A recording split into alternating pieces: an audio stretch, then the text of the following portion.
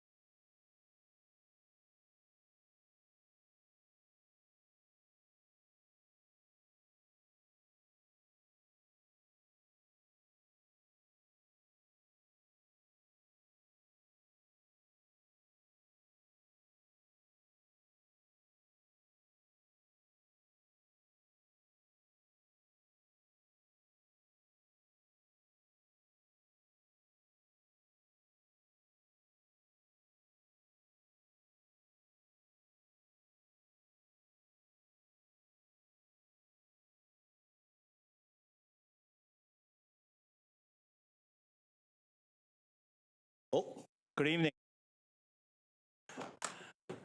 Thank you, everybody, for coming. First of all, I would like to welcome you guys to the regular council meeting on December 15th, the last council meeting of 2025. Wow, we're almost there. 2026 is before us. Before I would like to ask the council the privilege, and I would like to recognize one of the greatest young men that I know got the privilege to know for the last 3-4 years. And because this evening, the Rushton Arnold, he's got an award, the Army Cadet Medal of the Merit. It is a new honor created this year by the Army Cadet League of Canada. Only 8 cadets in BC will receive each year he is the first one to receive this medal. And this medal stands for leadership, character, community service, healthy living, and quiet determination to grow into someone who leads by example. It takes consistency over the years with integrity and heart all of these things I've seen personally in Russian every single, in the many single events that I've been to with the cadet. And I want to just take this moment to recognize one of our young men in our city received such an honor on behalf of the city. So let's give him a round of applause.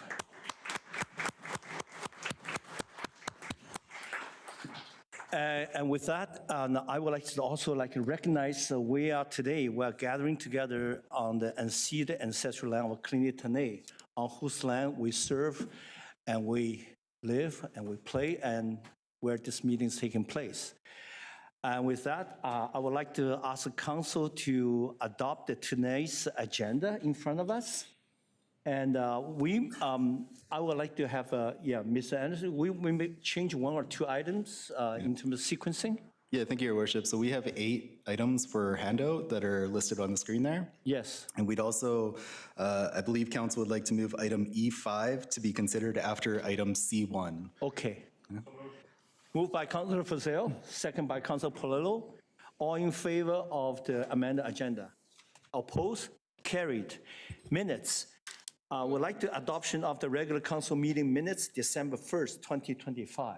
Moved by Councilor Scott, second by Councilor Bennett. Any discussion? Seeing none, all in favor? Opposed? Carried. We have one delegation tonight. It's a Prince George Western Heritage Society by Kevin Cunning. And we would like to welcome him to the front of the mic. You got a mic in the back there? I do, yeah. Oh, thank you, Kevin. Yeah, the floor is yours. Thank you. Thank you. I'd like to start by thanking the City of Prince George and the mayor, the council, and the staff that are here. We'd just like to present a discussion here. So thank you for the opportunity to be here tonight and present this. This proposal that we sent forward, it outlines a practical and strategic investment in a fleet of portable bleachers that will support festivals, sporting events, concerts, and community gatherings across the City of Prince George. Our current seating inventory limits our ability to host larger events and forces us to rely heavily on rentals, which can be expensive and unpredictable. By investing in our own fleet of portable bleachers, the city gains flexibility, reduces long-term costs, and enhances overall experience for residents and visitors. The recommended fleet includes 3 types of units: large towable speedy bleachers for major events, mid-sized aluminum bleachers for sporting fields, for sports fields and community festivals, and small tip and roll units for flexible indoor and outdoor use. This mixture ensures that we can support events of all sizes while keeping deployment fast and efficient. These systems are durable, safe, and designed for frequent movement. Towable units, like the speedy bleachers, can be transported citywide and set up with a small crew in minutes. Mid-sized portable units help us support multiple sites at once, providing scalable seating options throughout the year. Overall, this investment improves accessibility, enhances quality of life, enhances event quality, supports economic activity, and ensures our community infrastructure keeps with pace and growing demand. I look forward to answering any questions and discussions on how this bleacher fleet can serve the City of Prince George well into the future.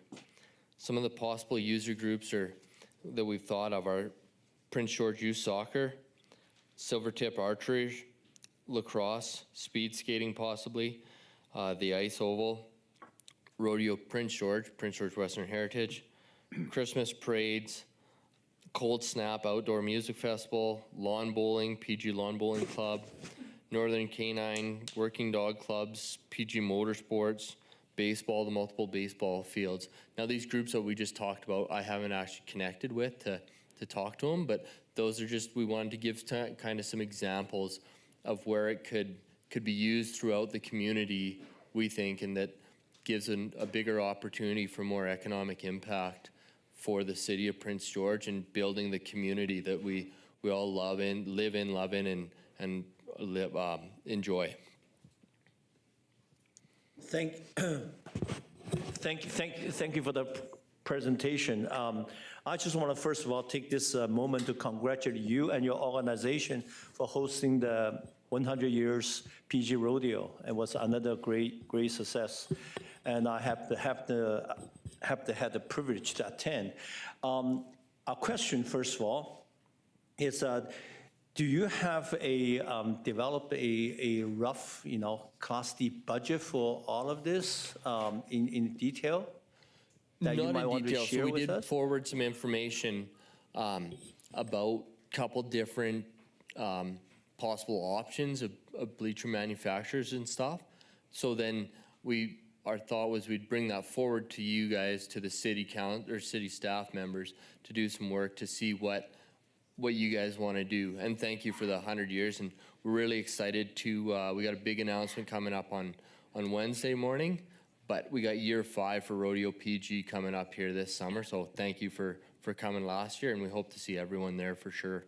Thank you. Yeah, and rodeo 100 years tradition for tourism and for all the farming community around us is an important one, and we would like to continue the tradition together with Williams Lake and Calgary to make sure this event goes on. And I just a bit of news to share with the council is that after the last year's rodeo, I had a chance to talk to a few organizations in terms of perhaps they're looking for some capital project, so they will be probably in the months ahead, maybe contact you to ask for a little bit more detail, see if we can join forces, together with the city to make into another project, such like a rodeo fields, maybe. Absolutely. We definitely thank you for that opportunity and look forward to working with anyone we can. Rotarians, they always looking for project like this. So you don't be surprised. And a couple of Rotarians will be approach you to maybe working with you for this exciting project. Thank you for bringing this to our attention. And few of our councilors have some questions for you as well. Councilor Scott. Thank you, Your Worship, and thank you for your presentation.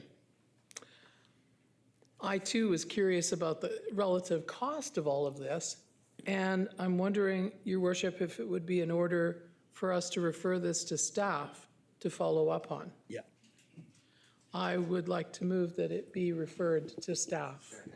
Second by Councilor Skaken, and they refer to as a study to building to perhaps a capital plan and looking for sponsors from the community group. They are very much interested in this particular project based on all the information I have.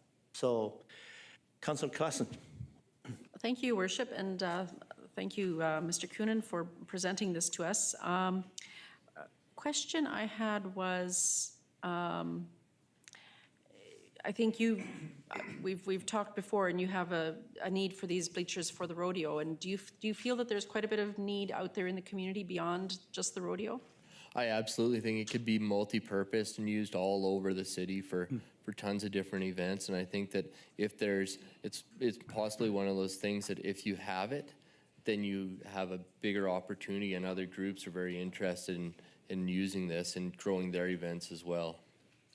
Okay, all right, that was my only question. Thanks. We have seen, so the speedy bleachers, which is one of the items that we listed in here, we've seen them they use them at other rodeo grounds in Grand Prairie, Northern Alberta, stuff like that. So they're used, a truck picks up, backs up to them, grabs them. They can be moved easily, set up, moved around to multiple different events quickly and efficiently. All right, I think, Mr. Beasley, did you have? Yeah, okay. Thank you. Yeah, we later on we'll be discussing some other item regarding the arts and cultural planning as well. And I'm sure these bleachers perhaps can be used for those events as well. Be part of the study as well. So with that, I have a mover, and do I have a seconder to You have a second already. Nobody else in the queue. So all in favor of the motion on the floor? Oppose? Carry. Thank you very much. Thank you guys for the opportunity to speak and be here this evening, and thank you for the Yeah, work you're please doing. pass our Merry Christmas to all the rodeo friends. Thank you. You guys as well. Thank you so Thank you. much. Okay, now we deal with the E5, right? Okay, I would like to go back to Ms. Anderson. Can you give us a little bit detail what's happening here? Thank you, Your Worship. So we would like to remove the whistleblower policy. On review of the red line version and the clean version, they weren't meshing, and we'd like to go back and investigate about why that is and bring it back to council in the future. Okay, Councilor Ramsey. So, Oh, the other so, piece. Okay. Your Worship, if I may, Yes, go ahead. thank you, Your Worship. So with the whistleblower policy being postponed, as Mr. Anderson indicated, that leaves the council staff communications policy to be dealt with. Very briefly, Your Worship, this policy was prepared to meet the direction administration received from a notice of motion resulting in a council resolution directing administration to develop a council staff communications policy that incorporates the council code of conduct or any other internal policies, as well as any applicable related sections of the Community Charter and Local Government Act, and to include clear guidelines with respect to how mayor and council give and receive information from city administration, be it in private meetings, emails, text messages, phone calls, or in a public setting. So, Your Worship, as this is a council initiative and is an extension of the Council Code of Conduct, administration has no preference as to how or when this proposed policy proceeds. With the updated whistleblower policy being postponed, we're looking for a direction from council as to how you'd like to proceed. Councilor Ramsey, go ahead. Thanks, Your Worship. I would like to move that council postpones indefinitely the council staff communications policy. Second by Councilor Polillo. And then I'll just provide some rationale. I understand, you know, what some of my colleagues were striving towards by putting forward the notice of motion that directed this to come forward. I think that reasonably this is already achieved by the council code of conduct and would actually damage the relationship that council has with employees and staff who are valuable assets to our organization. So I think the intent is already achieved. I have no interest. I didn't support this the first time. I'm not going to support it moving forward now. So my intent is to indefinitely postpone it so it will not be brought back. Thank you. Second by Councilor Skaken. You already seconded. Okay. Okay. We can stir this. Not today anyway. Okay, Councilor Klassen. I'm not sure why I was in the queue. I don't need to say anything if we're doing this. I'm in total agreement, so I'll vote for this. Thank you. I have two separate motions on the floor, correct? Can we roll into one? Sorry, it's just one motion, I believe, which is to postpone indefinitely. Postpone it, okay. All in favor of postponement? Oppose? Carried. Now we can deal with the consent agenda. D1, monthly building permit. Anybody want to pull? If it's okay with council, we'd just like to remove it because it's incorrect. Yeah. Thank you. Consent agenda. Councilor Frizzell.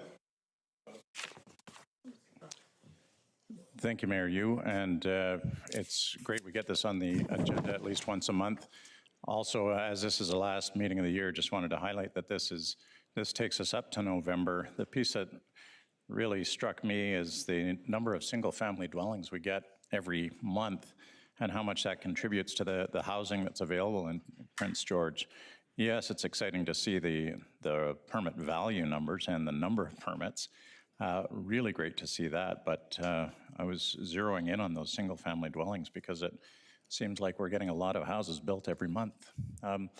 Can we foresee this? What's this going to look like for the end of the year and into next year? Because I think you've got through to Ms. Wozniak, you've got a good bead on what 2026 looks like. Thank you, Your Worship. Through to Councillor Frizzell. I think I've commented a few times just saying that the strong numbers this year and the future permits we note that are development permits that will eventually be building permits indicate a strong 2026. But your note about the housing for single-family dwellings, that's certainly a number that stands out, especially for November. But I think it's important to note also the stats we see this year to the end of November, which this report is reporting on, are strong across all building permit types. So not just one type of building has led to this strong permit numbers or values. It's across the whole board with multifamily, commercial, industrial, and institutional for 2025. Thanks. And we look really closely at a lot of different economic indicators, how forestry is doing, mining, oil and gas, and we watch carefully. I know Council's getting our daily updates on what's happening with the tariffs from the U.S., but I think this is a really strong indicator that Prince George is going strong, and 2025 has been a very good year for construction. It shows a lot of confidence in our city. Thank you. Thank you very much for that comment. And Councilor Skaken. Well, thank you, Worship. The new system here. I just wanted to mention something. Just wanted to apologize to Ms. Wozniak and her staff. I've been obviously frustrated with development services and that, and my frustration isn't with the staff, it's with the process. So I wanted to make sure that her and her staff know that it's not them, and I really appreciate the work they do. So if you could pass that on, really appreciate it. Thank you. Thank you. Councilor Polillo. Just wanted to add on what Councilor Frizzell's saying. I know 2023, we looked at it, is around 150 million. We haven't seen the December numbers, but Director Wozniak, there is a chance that we could go over the 300 million mark, perhaps? Your Worship, through to Councillor Polillo, I guess we're within range, but I'm hesitant to commit because I'm not sure what December's numbers look like quite yet. I just bring that up because that would be nearly double what we did in 2023. To me, when I read the report, that really shot out at me, and I believe that would be like what's happening in 2025. That would be record amounts, correct, for value units. Can you give us some perspective on that, Ms. Wozniak? Thank you, Your Worship. Through to Councillor Polillo. So the values as they sit today are record-breaking already for 2025. So anything from I guess end of November, so the month of December being added to this would just be extra on top of that already record-breaking amount. Thank you. Thank you. Councilor Claassen. Thank you. Just very quickly, I want to highlight the fact that our the commercial and industrial numbers are just really have picked up, and that's just really encouraging to see because that's where we build our wealth in our community. And meeting with commercial realtors, I think that's they said get ready for 2026. So because they expect it to be even bigger. Thank you. Councilor Frizzell. Thanks for letting me back in. Councillor Polillo's comments reminded me, I was going to ask Ms. Wozniak, so in order to be comparable next year, it's going to be difficult because we're getting 1.2 extra billion in building permits from Northern Health coming in. Do we have a beat on when that's going to be coming in, and what are we going to do so that we can keep comparing apples to apples? Thank you, Your Worship. Through to Councillor Frizzell. That's an excellent point, and it shouldn't go without saying that this year, and I believe last year as well, we had some very outliers in terms of high amounts in terms of certain types of building permits. Certainly, we can highlight those and take those into consideration every month. And if Council's interested, I'm happy to note that in the report somewhere that, just as a reminder, there's an X millions of dollars project that's included in this year-to-date total or whatever, because if it happens early in the year, it's easy to forget about later in the year. So I'm happy to do that if that's Council's wish. Thank you, Ms. Wozniak. Yes. Thank you.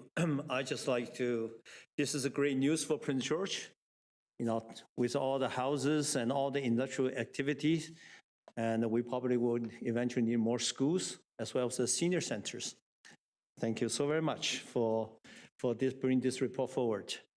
With that, I need a motion to Moved by Councilor Frizzell, second by Councilor Claassen, to receive the monthly development report. All in favor? Opposed? Carried. Now it's reports. E1. Mayor Yu, would you like to introduce the report? I shall. First of all, just for everybody, we have two senior on the council as well. Me and Susan, we are both seniors. And this report come as we had a meeting. Susan introduced, which I've met many times. The chairman and the CEO for the downtown activity center, and they expressed to me they had some difficulty. They need some council support for this year. So I brought this mayor's report forward, but sometimes when we do things, I do make mistakes. Just as I understand what's happening. I have 5 sons. I try to imagine one of my sons asked me for a little bit of a deposit money for his house, and somehow I forgot to mention to the other 4 sons. And then when they find out, they will say, "Well, what about my new car? What about my going to university?" So of course, this is as a father, I love them equally, and just as a city father, I love all 5 senior centers equally. And I really appreciate everything that you guys have done year in, year out. And the reason sometimes people ask me is why we have 5, why we need all 5? Well, Prince George is a pretty big city, geographically, with the size of 2 Victoria, 2 Nanaimo, and Saanich put together. That's kind of size of city actually we have. So having a 5 senior center actually does provide more flexibility for our seniors and for some of their programming. And I really do believe they should all receive a Christmas present from the council. So with the council indulgence, I would like to change my recommendation that $17,691 be divided into $3,538.20 and distribute equally to all 5 senior center. And on top of that, and I would like to have another recommendation to the, if I get a seconder, to refer this matter to our staff. I do believe our senior, above all people in this city, requires an enhancement in the coming year's budget. And I would like to see our finance committee, as well as a city, to get our staff to, and me personally, I will visit all 5 centers to understand their revenue, understand their expenses, to see we can structure this in such way so they will have a proper support. Because as you can see, we have a huge building permit in front of us. The senior population is only going to grow in this city. So, to have a proper support. And I also, recognize there's a lot of other, group. They're doing great volunteer work in the city as well. They require support as well. So during this study, perhaps we find out, and later on we'll be dealing with the arts and culture group, and we want to using our staff in such a way to do a much more broader engagement with the community, so everybody will get proper support. Because it is right now, if we cannot, as a city, if we cannot help the senior, what kind of city are we? So with that, I ask if any council would like to second my motion. Will you second? Okay, so we have a motion on the floor. First of all, to distribute the remaining of the council contingency fund that we have into 5 equal portion to all 5 communities, senior centers. And then secondly is to ask our staff to use some of our city resources to engage the 5 senior center, as well as all the other volunteer organization to see if we need to put a enhancement package in the coming budget to make sure the coming year they have a proper support. With that, the motion's on the floor. Councilor Sampson. Thanks very much, Mayor Yu. I appreciate your comments and the pivot in direction, hearing the feedback that I'm sure you received as well as I think my colleagues have as well. So I appreciate that. I look at it maybe a little bit differently than you. And I want to start by being clear that I fully recognize the value that all of these organizations that you're suggesting receive funding, not just the one, provide to our seniors community, but and nobody's questioning that. But my concern with the approach is that dipping into contingency to directly support one or a few organizations without a broader look at what the landscape is for seniors programming in our community, what their needs truly are, is a bit reactive and is not providing a long-term solution to folks who need it. We have multiple senior centers, activity groups in the community, and I think probably all of them are facing the same pressures: rising costs, aging facilities, volunteer burnout, funding uncertainty. I've heard from seniors groups just in the last few days that have been maybe frustrated or confused by this process. And what they're looking for, from my perspective at least, and I'm going to hear from my colleagues on what they think they're hearing, is more certainty is what's needed in this process for them. I think if we get to a point, and I've said this not just about this issue with seniors potentially receiving funding, I say this every time we discuss council contingency. If we start choosing our winners and losers through one-off contingency allocations, we undermine our own integrity on our grant process, which we just reestablished through the support and many hours of staff who reestablished and have rebuilt that grant process. And we create expectations that may not be able to be met year after year, or may not want to be met by future councils whose priorities may change and they may not be willing to use their contingency in this way. And we've set that expectation. So instead of putting what I believe is a Band-Aid on the problem one time, I think we should take a moment to kind of regroup, and since the cat's out of the bag, we can spend a few bucks from contingency. There is some money.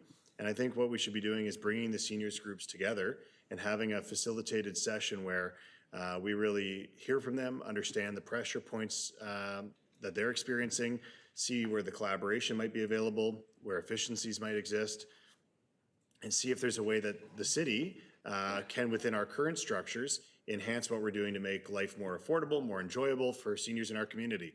That's what we should be doing from my perspective. So I have a motion prepared that if this is not successful, that I'll move, that would see us host a facilitated collaborative session with representatives from PG's major senior centers and senior activities centers for the purpose of helping facilitate discussion on identifying shared challenges and operational pressures, exploring opportunities for collaboration, coordination, and efficiencies, gathering collective feedback to inform future city support, including improvements to the city's grant and funding process for senior services, and that it would be up to $5,000 to host this from contingency. And Mayor Yu, the purpose behind where I'm looking at this from, spurred off of your original intent, is I think we might have an opportunity here to get folks together at the table, hear from each other on what their challenges and their opportunities are. We can hear from them what their challenges and opportunities are, and if there's a way that we can improve our granting processes that they rely on for funding and can rely on as we move forward into the future years, I think that would be, from my perspective at least, the most stable way that we can provide support going forward. So we should be looking for input on how we can stabilize our support and do so within our means. Council also has to make sure that we're doing so within our means. So if there's a way that we can take what we're doing and improve on it because of the feedback we can get, I think that would be best. And we can do so in an equitable way across the entire group. So I'm not going to support the one-off of just using up whatever's left in our contingency fund. But that's shouldn't be surprising. I've spoken out against that kind of use for our contingency before, but I do appreciate the initiative that you've brought forward, and how can we do better by our seniors? And I think doing so by bringing them together would be a starting point. So that's where I'm Thank you. at. Thanks. Thank you, Councillor Sampson. Councillor Scott. Thank you, Your Worship. 11 and some years ago, I joined City Council. And I quickly became a councillor focused on seniors. Because I am a senior. I have no issue with that at all, except when His Worship calls me old. No, we're the same. No, We're I'm same older. age. I know that. It's okay. But I keep thinking, as I listen to everybody, that old adage of give a man a fish and you feed him for a day. Teach a man to fish and he can live for a lifetime. I really support the direction of what Councillor Sampson is talking about. I think we do need to come together in a different way to talk about how we can work better, how we can make our resources go further. Every one of us sitting in this room and those listening have a finite amount of resources available to them. And we all have to learn how to make those resources work smarter and harder. I respectfully cannot support the motion that's currently on the floor. I want us to dig deeper. Thank you, Councillor Scott. Councillor Skaken. Well, thank you, Worship. I appreciate where my colleagues are coming from. Council contingency, it's our discretion, and I know we've had some respectful debates about this. I will support this motion, but I totally agree with Councillor Sampson, Your Worship. And we talked to some of the seniors from a couple different organizations before the meeting today.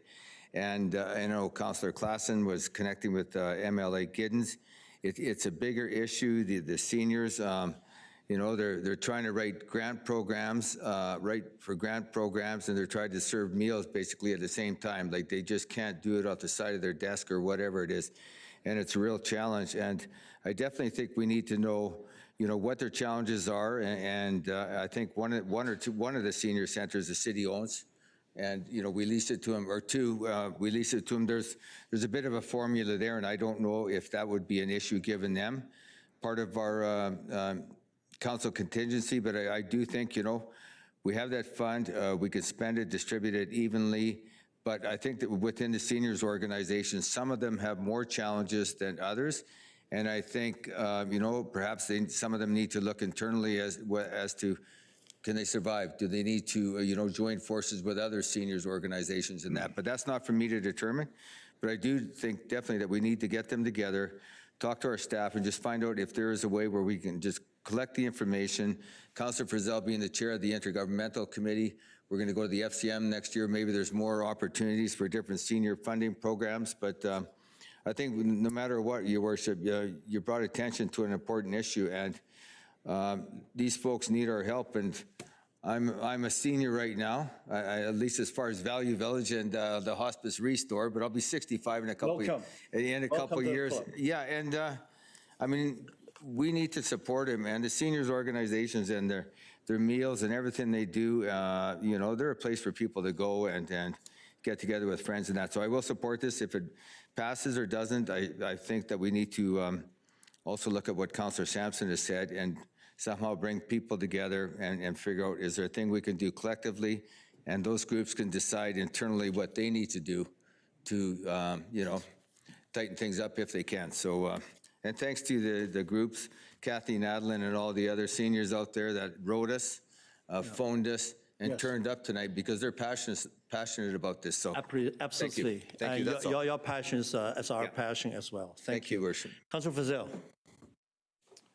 Thank you, Mayor Yu, and thanks to everybody who came out tonight. Through to staff, I remember back in 2017, we developed and released the Age-Friendly Action Plan. I know we got funding from UBCM to fund it at the time, and it was meant to be a living document. Over the years, of course, different councils would put different priorities on, and sometimes we add staff in key areas, and then sometimes we lose staff, and we've had COVID since then. So I'm wondering if we could get an update on where the age-friendly action plan is sitting right now, and if that is still on the books for us, because I like the idea of going back for consultation. We did it for the age-friendly action plan, and it was intended to go on in perpetuity, but I think getting funding from UBCM to update and pursue this on a really structured, systematic way would be helpful. So through to staff, I'm wondering where we are at with the 2017 Age-Friendly Action Plan. Thank you, Your Worship. I think Mr. Beasley is the best to help with that question, please. Thank you. Yes, thank you, Your Worship. Through to Councillor Frizzell. Yes, that plan is still alive. I'm not sure how front and center it is, but it is still alive. Our Civic Initiatives and Partnerships Division does review and refer to that. It's certainly something we can also take a look at again to make sure it is up to date and so on, but we are using it. Yeah, thank you. I think Mayor Hughes speaks for all of us that we want to find ways to support our seniors. It would be great if we can identify sources of fundings to reactivate and re-energize the action plan for what we're looking at in 2025, because the ground has shifted significantly, and I think we need to pursue those opportunities wherever we can. So rather than a one-off consultation, approaching it in a systematic way like we did 8 years ago, I think that would be the direction we need to go. Thank you. Thank you. Councillor Ramsey. Thank you, Your Worship. Maybe just a different question through to Mr. Dalio. I am curious if you can maybe just share with the public what happens to unspent contingency dollars for, that council doesn't allocate. Do they flow into the next year? Are they relinquished? Do they move to general contingency? Maybe just a little information. Sure, it's not unlike any other division who would come in under budget. Their surplus would flow into the city's surplus to be used for either, one-off emergency events or to just build the city's reserves against unexpected expenses that may come along. No, thank you. I appreciate that. I guess I asked the question because I feel like when we get to the end of the year, council contingency isn't just this slush fund of money that we should just, allocate to the maximum amount. It is monies that do go to the following year to help reduce the tax levy and the burden on others. So while I totally understand it's important to support our seniors groups, our seniors aren't the only groups that are in need. There's a lot of different groups around the city of Prince George that also need support. I came here tonight considering the 17,000, and now we have additional information and a different suggestion from Mayor Yu. I haven't had time to review which organizations get permissive tax exemptions, which one are in city leased buildings or not city leased buildings. I think there's a lot of factors to consider other than just let's divvy it up and give it to everyone. Different amounts would mean something different to everyone.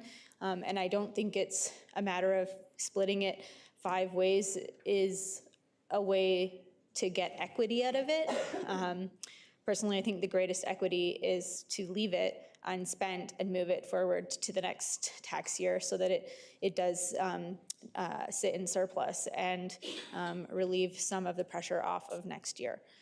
So while I think it's admirable, I won't be supporting the motion of the 3,000 plus per group. I will support, I think, referral back to administration in maybe a different way and finding ways that we can support our seniors. I think that's an important conversation to continue having. So if there's perhaps will from council to amend that, I would like to see that. So thank you. Thank you, Councillor Ramsey. Point of order, I'll divide the question. Thanks, Councillor Frizzell. Yeah, just because now we go around almost halfway. My motion does have 2 parts. One part is to distribute the remaining council deficiency fund, not deficiency, council emergency not emergency, council's contingency fund to the 5 senior center. This is the last meeting we're going to be having in this year. So this is time to do it.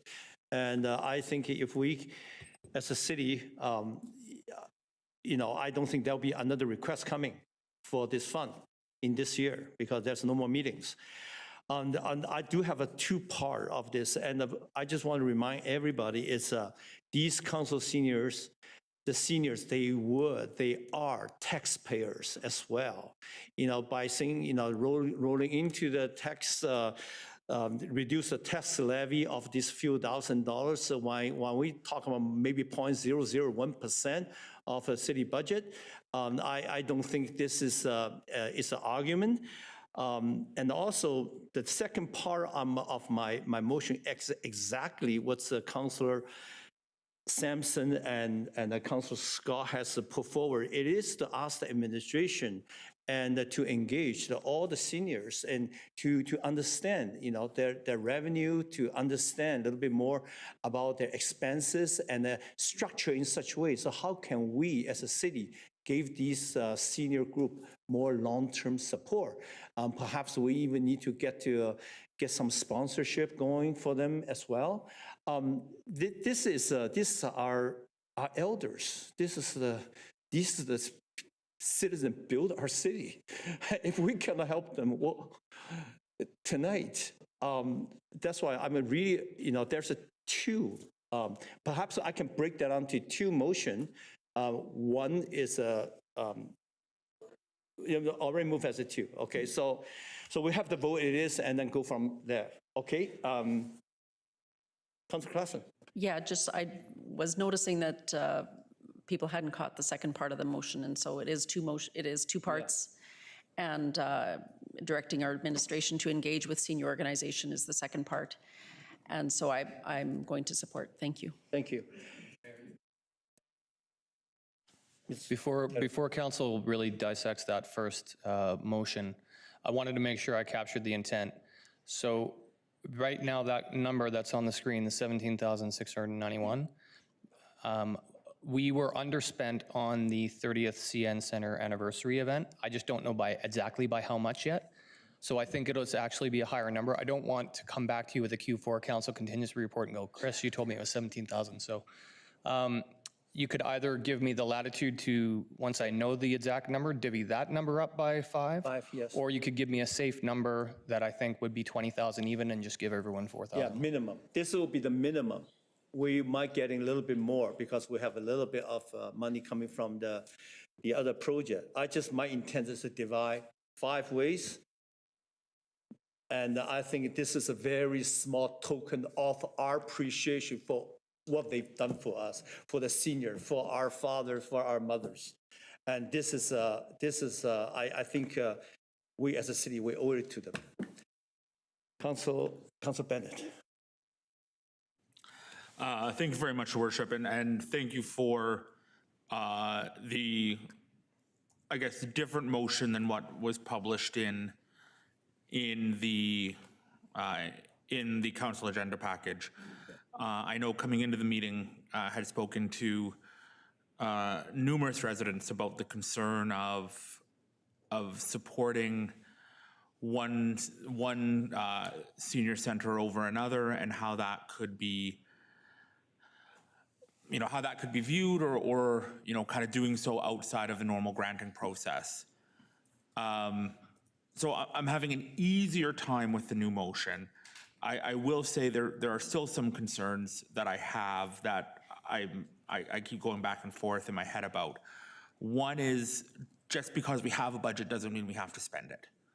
And I worry about the precedent that's going to create, where we talk a lot at Finance and Audit about the challenge of heading into the next budget cycle.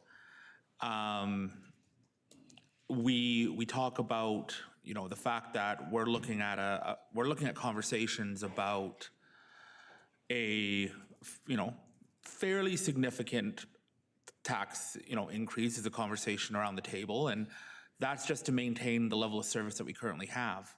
I've talked to a lot of seniors, those on disability, those who have fixed incomes, and there are a lot of worries about how additional tax increases are going to impact their standard of living. And if we get into the habit of just spending money because we have the money to spend, it's a very slippery slope, in my opinion. I also look at, we just recently went through a fairly comprehensive process to redesign our grant stream program. And I'm looking at, for example, the quick response micro grant stream, which opens now in January. These are, again, I think, smaller grants, but could allow and help for, projects or programs that the various senior centers could be running or need to run in their community. And I think about, if council was looking to how do we, allocate and support, I would rather see the funds moved into a grant stream process or a separate process similar to what we do with downtown Prince George programs, rather than just distributed out to groups. Saying that, I also recognize to all of the representatives from the senior centers here, they do an incredible amount of work on a very small budget. I look at the fact that one of the biggest things that they all do is provide low-cost, affordable meals to our residents. And I know in talking with PG Council of Seniors, we're up over 16,000 seniors living in our community. And that number is just continuing to grow. And, I'm going to use, because I see them on Facebook quite often, Lorraine from the Heart Pioneer Center, and she posts their meals on Facebook in terms of like what meals are being offered at the senior center, and the price that they're able to offer hearty, healthy meals to our senior residents should be commended, because they're stretching every dollar as far as they can. So this is where I'm struggling with this motion, because I think that there is a need to how do we further support our senior centers and provide resources to allow them to continue the great work they're doing and stretching every dollar, probably better than we're able to stretch it as a community. But I do have concerns with just approving an amount for the sake of proving an amount. So I would welcome the conversation that you had brought forward originally, Mayor Yu, along with the motion from Councillor Sampson. How do we bring senior groups together? And let's identify if there are ways, whether it's through our grant program or through another mechanism, that we can offer more sustainable support to empower them to continue to do what they're doing. But my concern right now, and again, I'm keeping an open mind and perhaps can be swayed by my colleagues, is just approving the budget because we have it is not a good practice that I can support. Thank you, Councillor Bennett. Councillor Polillo. Your Worship,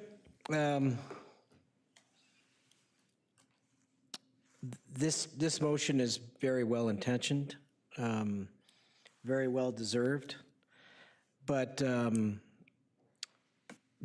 pivot tonight kind of threw me for a loop, because I was expecting one thing and another thing came by. But I understand that you listened to feedback and you changed the motion, which is well within your right to do so. But I do feel that it is short term and it's not sustainable. And I think, to me, that's where I have a struggle supporting the motion, the number one motion, equally distributing the amounts. I'd rather see a sustainable idea, whether I like the idea of using that money perhaps in a grant stream to enhance a grant stream, but I like the fact that, and I think I will support the second part of that motion, is to have that discussion, bring it back to staff, and staff can come back and say, actually, we can support in this way. And I know for a fact that if not all or many of these organizations are being supported in different ways, tax permissive ways. Some have applied for grant streams and been successful, some have not. But I don't feel that because we have that money that we need to spend that money. And quite frankly, that brings up a larger discussion about council contingency fund and how we use it.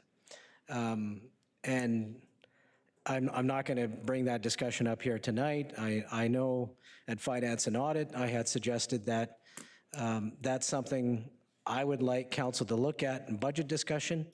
I'm not sure if it's the best way to use taxpayers' dollars, quite frankly. I would like and encourage my council colleagues to have a discussion coming up during budget and month of whether we should even have council contingency. And I think it would prevent really the situation we're in here tonight. A great cause, we would love to support, but, and I know you've made the pivot to try to make it equitable, but I think it's short term and I don't think it's sustainable. So for that reason, I won't be supporting the first part of your motion, but I will support the second part of your motion because I believe it's sustainable and has a chance to help these organizations long-term and sustainably. Thank you, Councilor Pedro. First thing first, I would like to ask Mr. Anderson, the motions on the floor as a two, as one, because I put both together. So right now, seems like we have a... we can divide the question? You already divided. Oh, okay, thank you. Thank you very much. I hear all my council's arguments, and I have this same argument in my heart. But if we are having another meeting in 2025, if we're not going to the budgetary process, and contingency fund, it is with us. This is the money we have. It is up to the council. It's nobody else need to, so all we talk about the future sustainability and whatnot, actually that is up to the 5 organizations. How they use the money, how they're gonna do it, and then later on, and they might make 6 organizations or make into 4. This is not our position here to dictate it to them. I'm simply ask the council at the Christmas Eve to extend some goodwill to our most beloved seniors, that's all. And all the other argument, it is valid. And we will be working with them in the future. We will be listening to them. I will visit them. And I also encourage all my friends, all my business friends out there, listen to this conversation and debate tonight. I would love them to come forward with some support and to distribute their donation to these 5 senior centers. They all do wonderful, lovely job for us. And that's all. So, and this is not something, we're talking about whether we can use a fund or not. It is, just because we have the money we don't spend. We spend a lot less time to talk about number with adding 50 behind it, and a lot of other, city expenditure as well. But to me, to keep our senior happy, it is one of our duties we have to do as a city council. I would like to, we already gone round once. I'm going to allow this time, because it's such an important topic, go around second times. And we do have a split the question, right? Councilor Scott. Thank you, Your Worship. I feel in an awkward position because I know these people that are sitting out here and all those that aren't here. Well, many of them anyway. And I know the work that I do to support you all. I also know that while there are 5 seniors organizations, they're not all the same. In fact, there are 4 centers. So they're not all the same.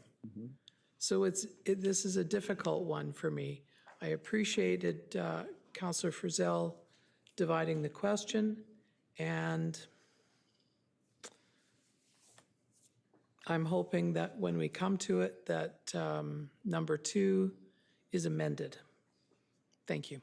Thank you. A question. Since you, Councillor Scott, I would like to invite you to perhaps make a amendment to the motion in front of us. Because should we just distribute the amount based on the membership? Same amount for all five organizations, whoever is. Your Worship, the fundamental difficulty in doing that, I see. I, for example, am a member of 3 of these organizations. There are many people that belong to more than one. Okay, so if I'm just like, I have 5 sons, I'm going to give them 5 Christmas presents. The value may not be the same. The intent is there. I don't think they'll be argue about them or how they're going to do this. Because right now, we have the fund in front of us. If we don't distribute it, we distribute none. And then we go to the second motion and amend it to the process. That'll be wait to the next year. And as Councilor Polillo says, maybe next year we don't have a contingency fund at all. I think there's more than one way than contingency, sir. I see, okay. All right, Councilor Skaken. Thank you, Worship. I'll be brief. I don't think this is a slippery slope. We have the ability and discretion to do it. And as been mentioned, we have debated, a matter of minutes for large expenditures. They need it. It's not a matter of getting into a habit of spending it because we have it. We're going to spend it because they need it. To me, it's that simple. Either we're going to do it or not. You're pregnant or you're not. So I don't think we can beat around it. Well, it really is. That's right. Sorry. None of them are. Yeah, well, I don't think, Your Worship, and I didn't, I like it, I love it. but I do think that we just need to vote on it. And if it gets voted down, then we'll deal with it. But I think we have the discretion and the ability to do it, and the folks, they can use it. Thank you. Okay. I think Councilor Sampson, you're going to contribute to number 2. We're going to vote on one first. How's that? Thanks, Mayor. You have a question through to Mr. Anderson on Okay. process. Since it was moved as one, would the amendment be appropriate at this time to amend the second part? Or is once it's divided, we wait for the first to be voted on? The reason I ask is the amendment I would like to make to 2 comes with a financial piece, which would implicate the first one. Yeah, typically when you divide a question, it means the first part's available first. So I don't think it would be in order to amend the second one yet until you've dealt with the first point. Great, thanks. Thanks. Yeah, my understanding, the first one is a very simple one. We just vote to get the money out to the senior centers. And then the second one is talk about long-term strategy, working with the staff, with the senior centers to find a better solutions in the long term. So that's how I see it. I see no more. Do we need to remove the 7, like the amount of money, point of order? Yeah, I think maybe that's a friendly amendment because it may be plus or minus. The funds might be more, right? Sure, I could give council 2 options, basically. Either take out the words "the remaining balance" and just distribute the $17,691 equally, or you can take the dollar figure out and just tell me to distribute the remaining balance, and whenever I have the total year-end number, I'll just divvy that up by 5. Yeah, that's probably best, yeah. So, we don't have to report to the public about it's just the remaining of the contingency fund. Well, excuse me, will The that only delay? feedback loop would be the SOFI report in June, which would say how much financial assistance we provided to nonprofits. So you get your feedback loop then. And there'll be no less than this amount, based on your... Correct. I actually think the number is 23,632. I just don't want to commit to it until I absolutely know. So my question is an important one. Does that mean you have to wait until the end of the year to distribute, or can you distribute it right away? I just need some time to review it. We could probably just give it a review, make sure that number, and then distribute. So maybe a week or 2. Okay. Just strike out the amount. Your Worship, I need an amendment to strike out that dollar value. Okay, you will have a move by Moved by Councilor Skaken, second by Councilor Klassen, to move the dollars amount of this one, and then just basically distribute the remaining balance of a council contingency fund 2025. Maybe add the year 2025 in there? Just yeah, it's okay. Equally among the 5 senior citizen organizations. All in favor? Oppose? It's carried. Thank you. Oh, that's amendment, okay. Amendment. Oh, okay, amendment approved, okay. Taking the money amount. Okay, take a moment, okay. So we will, the main motion, number 1, to distribute the remaining balance of the council contingency fund equally among the 5 senior citizen organizations. All in favor? Opposed? Okay.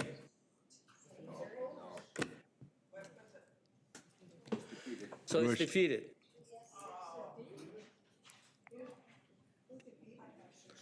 Your Worship? Your Worship?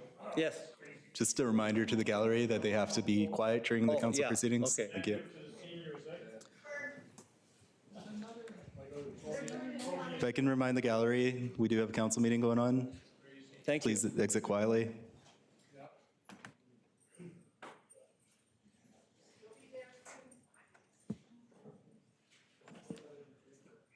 Mayor, you, I'm in the queue. I'll give you 1 minute. Okay. So right now, I have motion 2, directs the administration to engage with the senior organizations to determine whether a budget enhancement is required in the coming year to adequately support these organizations, these 5 organizations, right? Councilor Sampson, you want to speak to this? Yeah, thanks, Mayor. I'm going to propose an amendment to the motion that's on the floor, and I've sent it to Ms. Kellett if she wouldn't mind putting it on screen. The issue I have with this, Your Worship, this is making a phone call and saying, would you like us to ask for more money in the tax process, and would you like us to give you more money? The engagement needs to go deeper. We need to understand where their opportunities are, where their challenges are. We need to understand where there's opportunity for efficiency, where we can help them collaborate with each other. And we need to understand what kind of feedback they have for us on our grant process, which is newly changed, and how we can better help them through the grant process. Maybe that's by placing a priority for seniors. Maybe that's providing extra support. Sorry, that's not an amendment, is it? That's an amendment. So this would be helping get the feedback on what they are looking for and what help they need. I'll second it. Seconded by Councilor Skaken. Yeah, that's fine. This is just more detailed, in more detailed direction to the staff, what they should be doing when they engage the senior groups. That's right. I want to be clear. This is spurred off of your initiative, Mayor Yu. Thank you. I just think it needs more in-depth detail. Thank you. Yeah, a little bit more clear direction to the administration. Councilor Scott. Through to Councillor Sampson, what sort of timeline are you hoping for? I haven't, through Mayor Yu, I haven't assigned a timeline to it, but open to the discussion. I think this needs to happen in relatively short order, but to make it effective, especially going into the next grant stream. So through to staff, is this something that could be accomplished in Q1?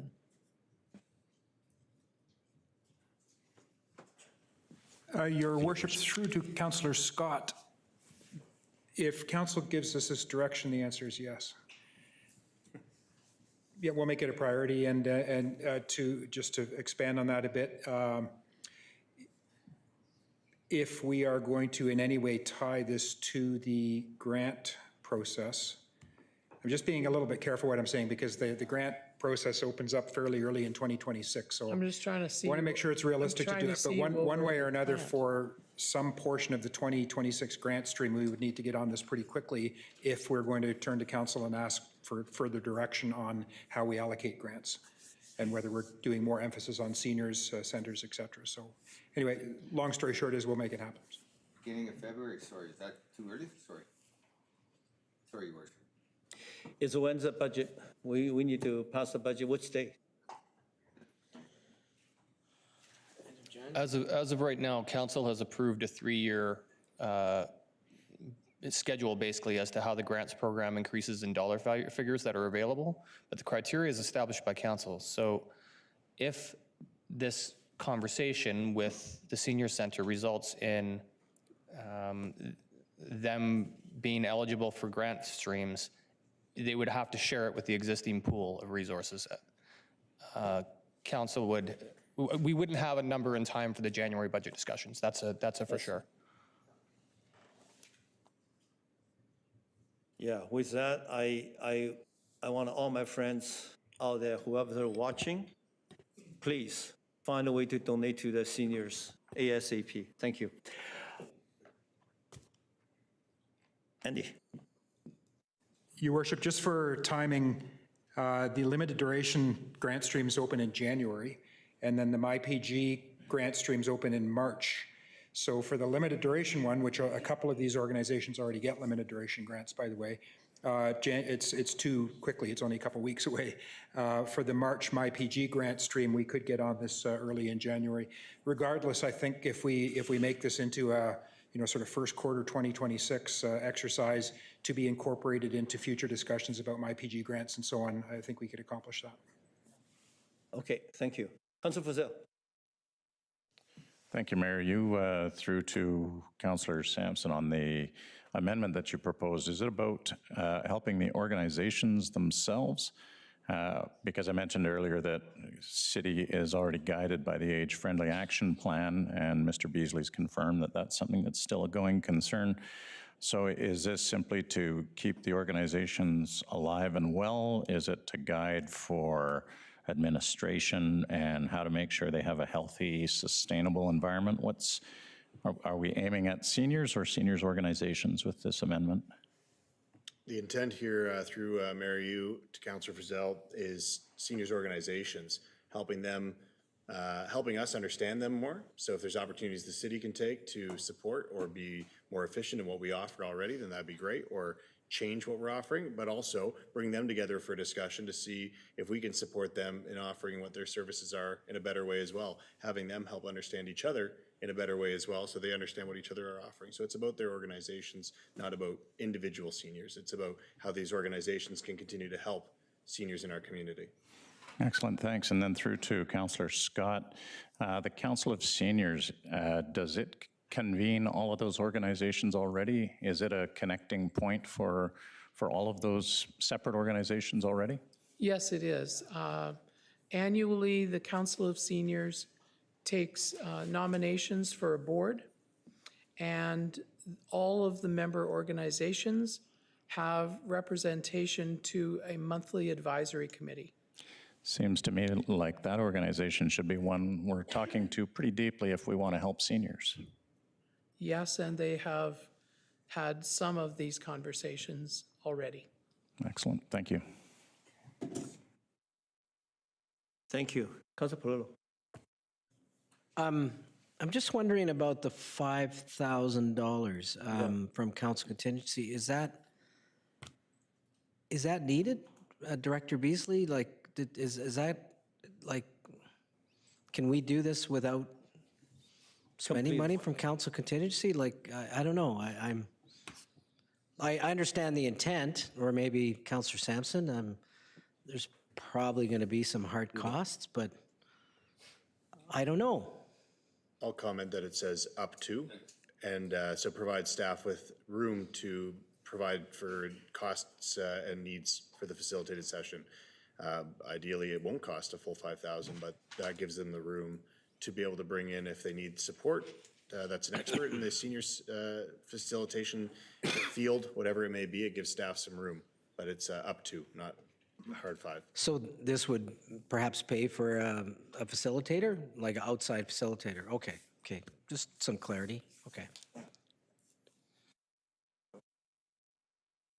So the approve a one-time budget of up to $5,000 from our contingency fund to support a facilitation and the deliver of this two as a motion to get this study done while the seniors are waiting in to see the decision as we as a council and administration mangling in their internal business to find out how they do it and perhaps to say, you deserve a little bit more, you deserve a little less while they're waiting? Is that what it is?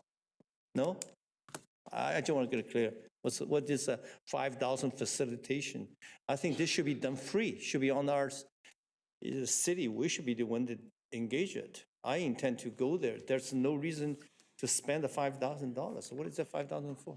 Yeah, just Are want you to. asking me? Yeah, Mayor Yu? yeah, This because is you saying put. up to Mayor Yu. If we're asking folks from a number of seniors organizations to come and participate in a session. I see. We need to host this session professionally. Oh, I see. In a way that's Okay. going to get the most information out of them and Okay. to them. And we need to do it in a way that's respectful of their time. And if they're coming and spending hours with us, we need refreshments. We Lunch, need, okay, there's got it. materials that are going to be needed. Okay. And this needs to be supported. Thank you very much. Call the question, Your I'm Worship. call a question on the amendment first of the motion 2. All in favor? Oppose? Carry. Main motion on the floor. Direct the administration to engage with the senior organization to determine whether a budget enhancement is required in the coming year to adequately support this organization. So, Your Worship, you went really quick there. Was there anybody opposed to the amendment? No. No? Okay, thank you. All in favor? Main motion. Oppose? Carries. Sorry, folks, we have to wait. Okay, that's it. Go ahead. I was in the queue, and so I was waiting for a But chance. you can speak right now. Well, I just wanted to say the reason I want to vote against it because I feel that this wasn't necessary. I feel that, like, I supported the first motion to distribute the money because I feel like here we're spending $5,000, something that Yeah. none of the organizations are going to get. But it was up to 5,000, so I did ask the question. So, yeah, we let each other a little bit leeway on this one, but it's a little bit disheartening, but that's the way it is. Let's move on, Your Worship. Okay, well, let's move to E2, auxiliary RCMP. And I believe this motion was brought forward by Councilor Ramsey, was it? Councilor Ramsey, floor is yours. Thank you, Your Worship. So I felt it was really important to bring this forward as a notice of motion, and thanks to Councilor Sampson for partnering with me on this. My apologies.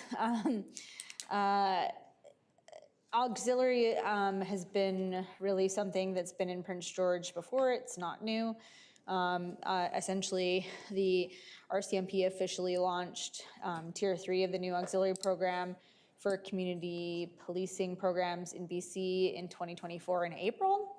And the program has the province covering the costs associated with implementation of the program, which includes training, uniforms, and medical expenses. Local governments that implement the new auxiliary program will be responsible for all ongoing costs associated with operations.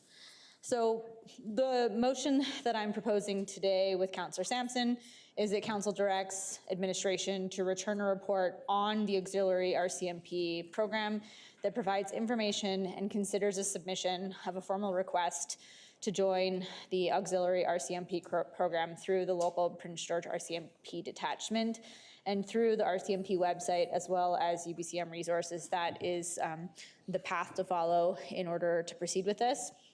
I went through all our peer municipalities to review who had RCMP auxiliary and who did not, and every local government that is our peer, unless they have a municipal force, has RCMP auxiliary. So I do feel that it provides a really great benefit to communities, and given that the initial startups for the program are covered, I think it's a really beneficial opportunity for council to explore the pros and cons of and the operational financing requirements to roll something like this out. Finally, I would add that auxiliaries are uniformed, unarmed community volunteers who are appointed by the province of BC as peace officers once screening, medical, and training requirements have been completed. Auxiliaries perform 180 hours per year of public safety services and programs in their respective communities under the direct supervision of RCMP regular members. So as we consider a lot of items around downtown policing, around bylaw, around enhancing with potential security requests that we've gotten, I think that this is a viable solution for us to also throw into the mix. Additionally, with the province covering some of those costs, I think it is really palatable, especially given each individual is providing 180 hours of service to our community. So I'm happy to take any questions, but maybe I'll just hand it over to Councillor Sampson in case there's anything he wants to add. Thank you. And I'll put the Just a motion. quick question regarding one of your comments. You said most municipality, our peer municipality, they have this. Can you just name maybe? Yeah, so few I'll for go the- through for the it, Your reference? Worship. Name So, 5. So the city of Chilliwack is one of our peer municipalities, and they've implemented it. The city of Kelowna is currently accepting applications to join for volunteers to sign up as auxiliary. The Langley Township has implemented, city of Kamloops, city of North Vancouver, as well as city of Coquitlam. And then out of our peer municipalities who have municipal forces, the city of Nanaimo has their own Nanaimo Community Policing Volunteer Program, which acts similar to the RCMP Auxiliary.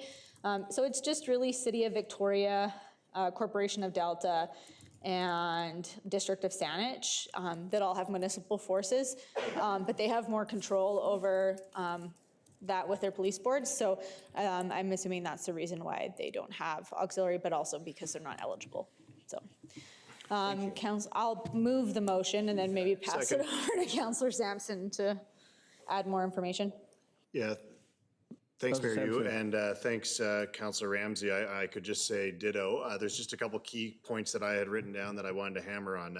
That this is not about asking for a commitment tonight. It's about getting that report back so council can then make an informed decision. I think that's really important.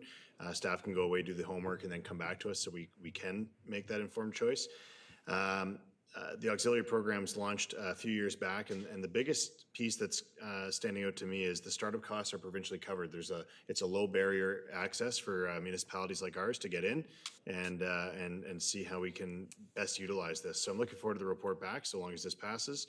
But appreciate Councillor Ramsey kind of sharing all the top cover points that are most important here. Thanks. Councillor Frizzell. Thank you, Mayor. You through to Mr. Depineau. Can you give us some initial thoughts on police auxiliary programs and what it would mean if this motion passes tonight for your department?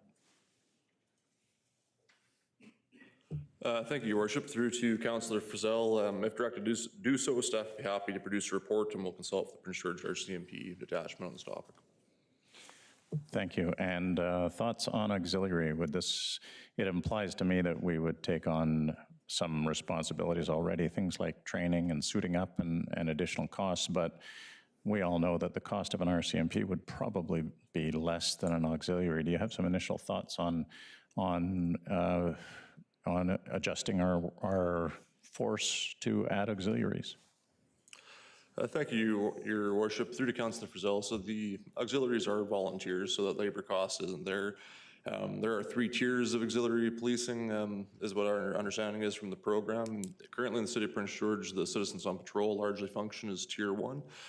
So understanding through the RCMP detachment what the interplay between the current roughly 20 or so volunteers in the COP program, conversion to auxiliary or otherwise, what that would look like, are all things I think we would explore through this report. And so again, if directed to do so, we're happy to work with the detachment to bring back something fulsome on the subject. Thank you. And through to Councillor Ramsey first, thanks for identifying this opportunity through other municipalities. I'm wondering if you've got a line of sight on why places like Victoria and Saanich haven't opted in yet. I can text Mayor Alto, Your Worship, through to Councillor Frizzell. I had mentioned earlier that having their own municipal force, they're able to direct their RCMP through the police board, not in terms of allocating resources, I think, differently. So I don't think they've identified it as a need, but the function is still there.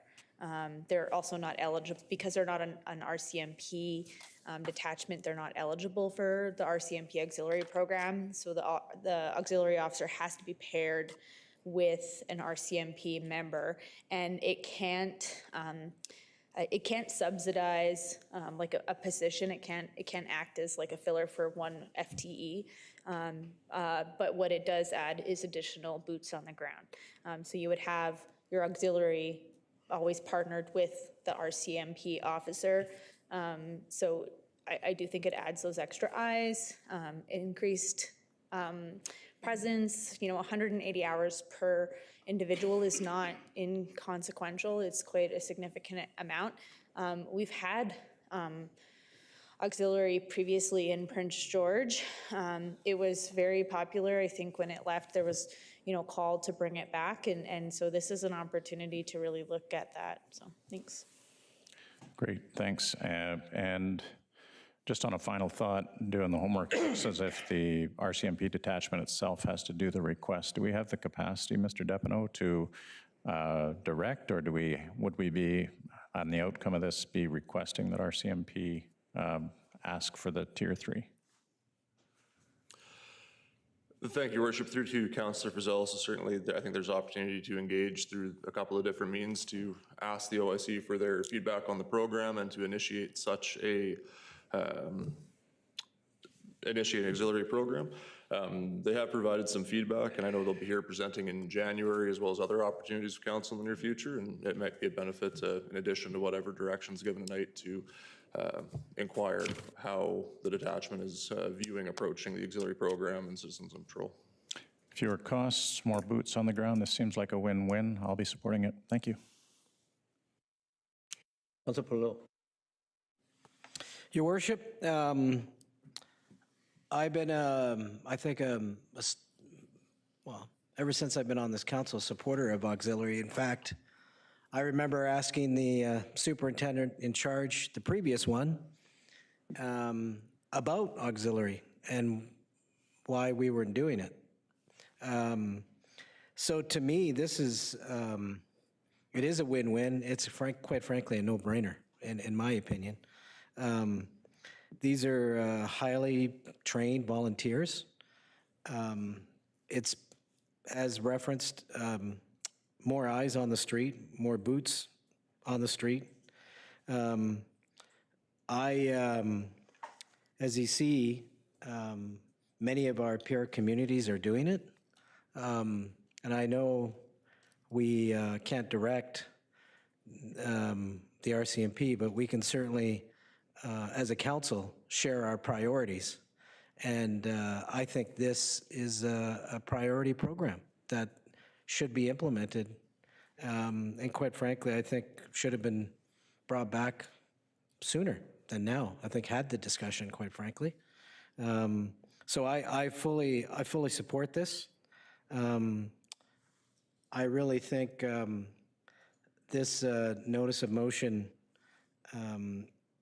really, I think, will help the RCMP here locally and will help our community at large. So I strongly urge my council colleagues to support this. Thank you. Thank you. Councillor Skecan. Thank you. I'll be brief, Your Worship. I would think that if the RCMP really wanted it, they would have brought it and done it and told us. But, I have no problem with asking them, because I think just doing a little work, research, it's going to be a lot of work for the RCMP to train, manage, and handle these folks. They're going to get work-safe coverage and provincial liability insurance for acts within their role, but aren't immune from criminal charges, civil charges. So the folks that might sign up for this are going to be signing up for a lot more than just going on patrols with the RCMP. Perhaps it's younger ones that maybe want to, train to get in the force, but I think it's an opportunity to find out what the superintendent thinks. And again, I think if the RCMP really wanted to do it, he would have done, he or she, well, he in this case would have done this a while ago. So we'll see what they say. There is liabilities, and just want to make sure that if going forward that the city is protected, and especially the folks that might sign up to do this are protected as best they can, and they know what their exposure is as well. So thank you. That's all. Thank you. I'll support it. Councilor Scott Clausen. Thank you, Worship. And if I may, through to Mr. Depineau, does this, would looking at auxiliary police officers negate any looking at community safety officers? Because I think I've heard those being discussed as well. And I'm looking at our strategic plan, and it mentions community protection officers as well as RCMP auxiliaries. So if you could maybe comment on that. Thank you, Your Worship. Through to Councillor Clausen. In short, no, as you mentioned, the auxiliaries are explicitly listed in the strategic plan of this council currently, and so I would see this notice of motion advancing conversation on one of those elements of your strategic plan, and we'd be looking forward to returning feedback largely from the RCMP detachment on their view of the merits of the program in our context. Okay, and would it prohibit exploration of community safety officers or community protection officers? Through to Councillor Frizzell, or pardon me, Councillor Clausen, no, ma'am, I don't believe it would. I see that as a parallel line of effort and more impactful on perhaps our bylaw division than what's happening with the RCMP detachment. Oh, okay, okay, thanks. Thank you. Councilor Bennett. Thank you very much, Worship. Just, I guess, through to administration, if this passes, recognizing as part of the notice of motion that the startup costs of the program are covered by the province, but I'm assuming, and maybe clarification to Councillor Ramsay, I'm assuming the ongoing costs, once it's implemented, are going to be at the responsibility of the municipality, recognizing they're probably not significant, but there would still be ongoing costs once the program is implemented. I'm hoping, Your Worship, through to Councillor Bennett, I'm hoping that that information can be brought back in the staff report. It was unclear if it's initial costs every time they onboard an auxiliary or initial costs once, like when the program is rolled out. I think it's the former.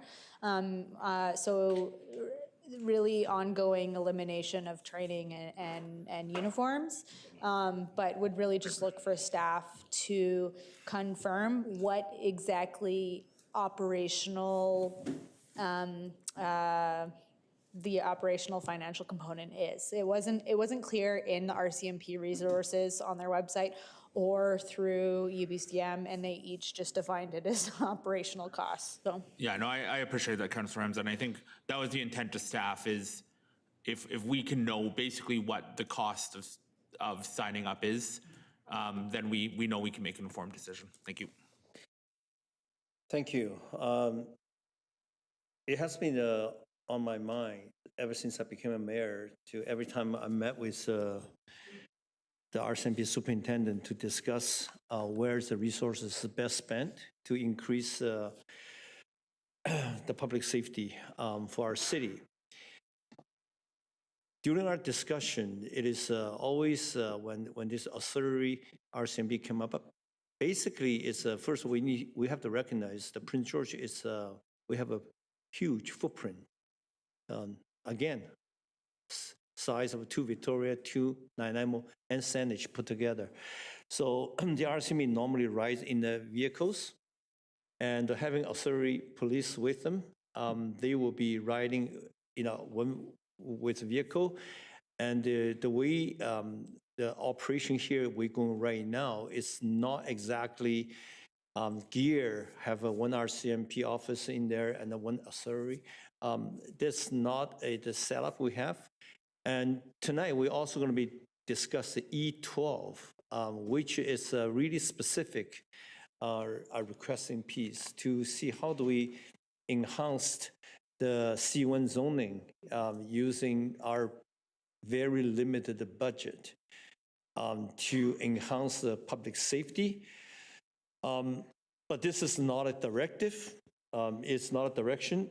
It's simply ask for the RCMP for report back.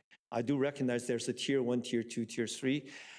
So perhaps, the authority RCMP will be in place instead of the E12, the bylaw, changing the working hours and provide 24/7 patrol for our C1 zoning downtown area. So this is a operation side of things.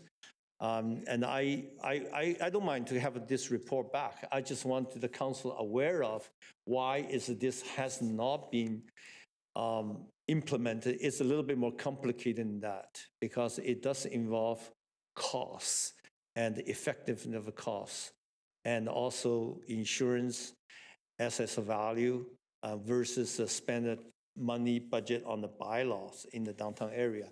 So with that, I'm going to just call the question, and all in support for to come back with a report. All in favor? Opposed? Carried.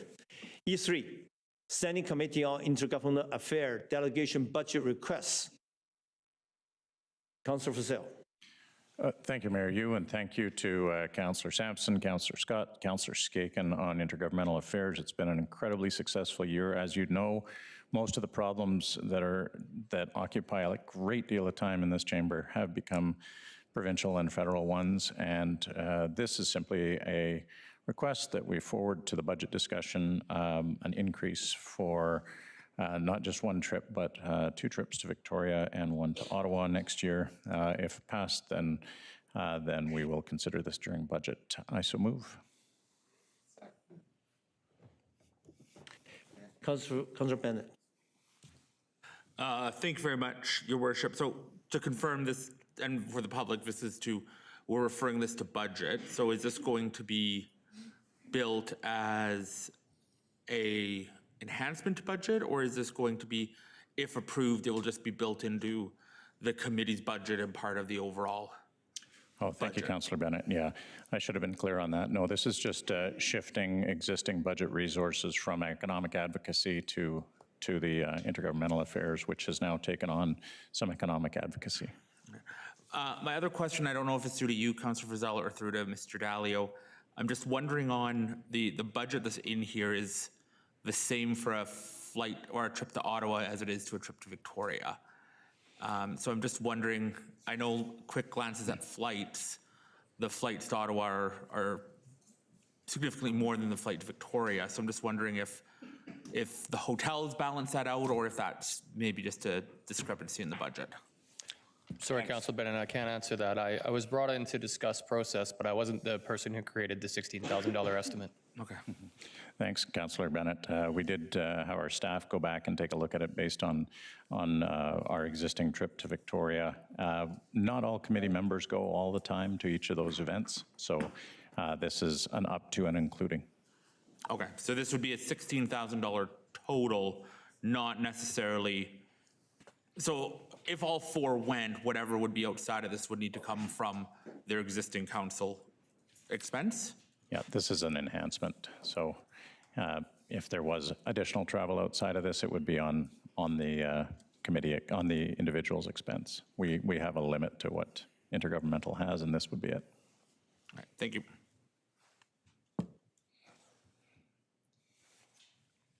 Councilor Klassen. Thank you, Your Worship, and through to Councillor Frizzell.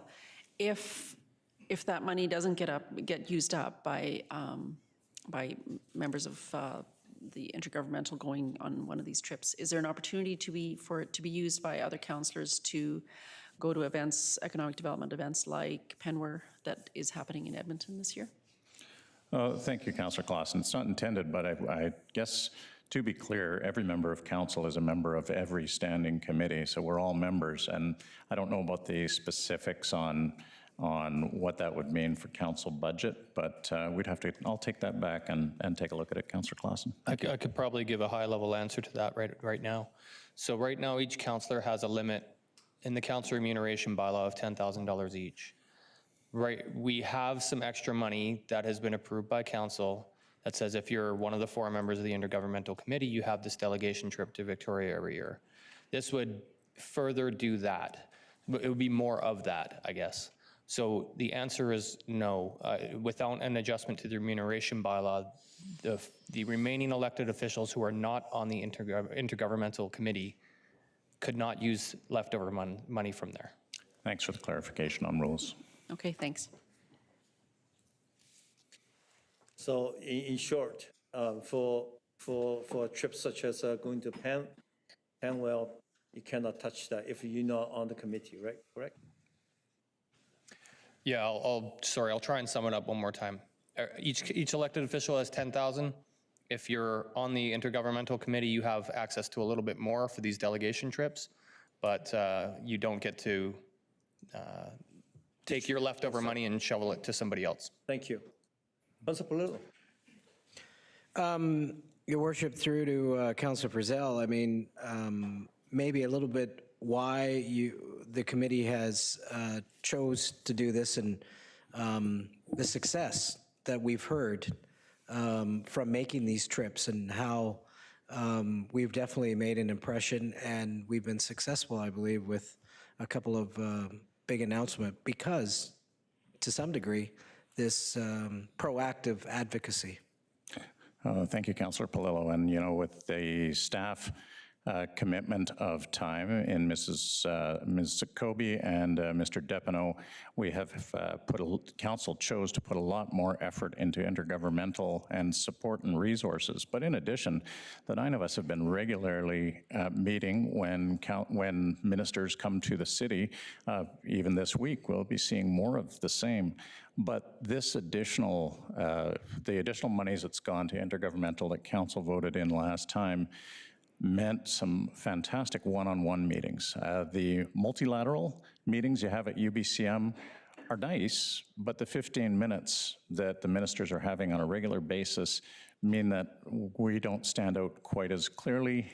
When we go down to Victoria, we get a chance for long one-on-one sessions with ministers, and our staff get to meet with their staff. It is a much more effective way of getting Prince George issues in front. And to that end, we can see that we had some amazing support when we wanted to get additional housing for people in the encampments, to the point where we have gotten the orders changed. The justice system recognizes that there are supports in place for people to have clean, warm places to stay. And on top of that, if you recall from the UBCM final presentation by the Premier, it was all about Prince George. Even this last week, I had people from across Canada saying, how did intergovernmental get so embedded into the Premier's speech? You're really punching above your weight. Well, we want to keep punching and punching harder because the issues are still here and we need a lot more work. The return on investment for one trip has been big. So in this year, we want to get down to Victoria a second time, and we want to get out to Ottawa and hit some of those federal issues too. Thank you. Councilor Simpson.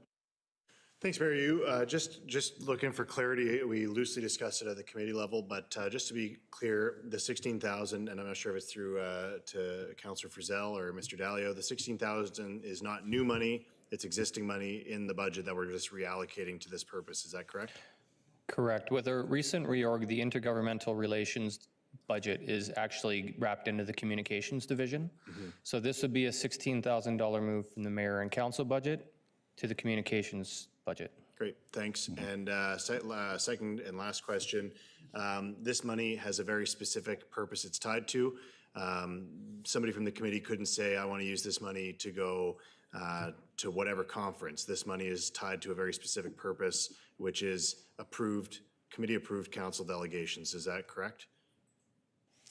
I believe that is the intent that is being asked of council to approve. Yeah, so it would not be able to be just access to go to whatever thing a committee member felt was valuable at the time. It's based on committee approval. So great, thanks. Councilor Ramsey.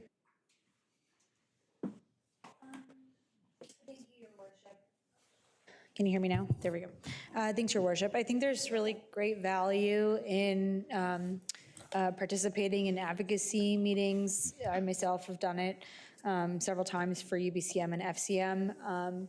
And in my wanderings, there's quite a lot of mayors and councilors who will make special trips to Ottawa and Victoria to do advocacy on specific items. A lot of it is really informed by research and information, and the packages that they give them aren't just a takeaway. It's a binder with, a 100-page briefing note and several different solutions and suggestions on items that these local governments are asking for. I think if it's really important for us to step into this space, and so I'll be supporting it. But I do think that in seeing what others are bringing to the table, that we do need to up that game, in that we do provide, we are punching above our weight, but I think that we can even go a little bit further in our asks by really maybe amplifying and enhancing that package that goes to the elected official. So I just would say that having seen some of the packages that are going out, it's really impressive, and I'm glad that we've done so well so far. But knowing that a lot of local governments are starting to take this approach, I think it's going to become more competitive for resources which are finite. So I would love to see us just maybe tighten that up and really have some just really great packages to give with like full details, full solutions. So we're not, being left in the dust with other other packages that we're being compared to. So I just would put that out there. Thanks.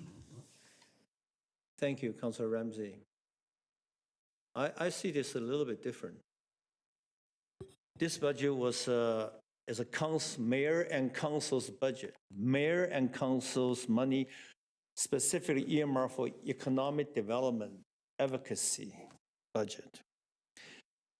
Not the intergovernmental relationship committee does not advocate for economic development. But the money is there for all of us to use for economic development. So now we take this money out and are only going to intergovernmental for very specific trip to Ottawa, to Victoria, $2,000 a pop. $16,000 economic development is very much needed today for the city of Prince George, because obviously we have a lot of citizens who need help. We need a more economic development. $16,000. I think the whole council, everybody can still access to it. So if we go to Ottawa, go to Victoria to enhance the economic development advocacy for the city of Prince George, money will be well spent.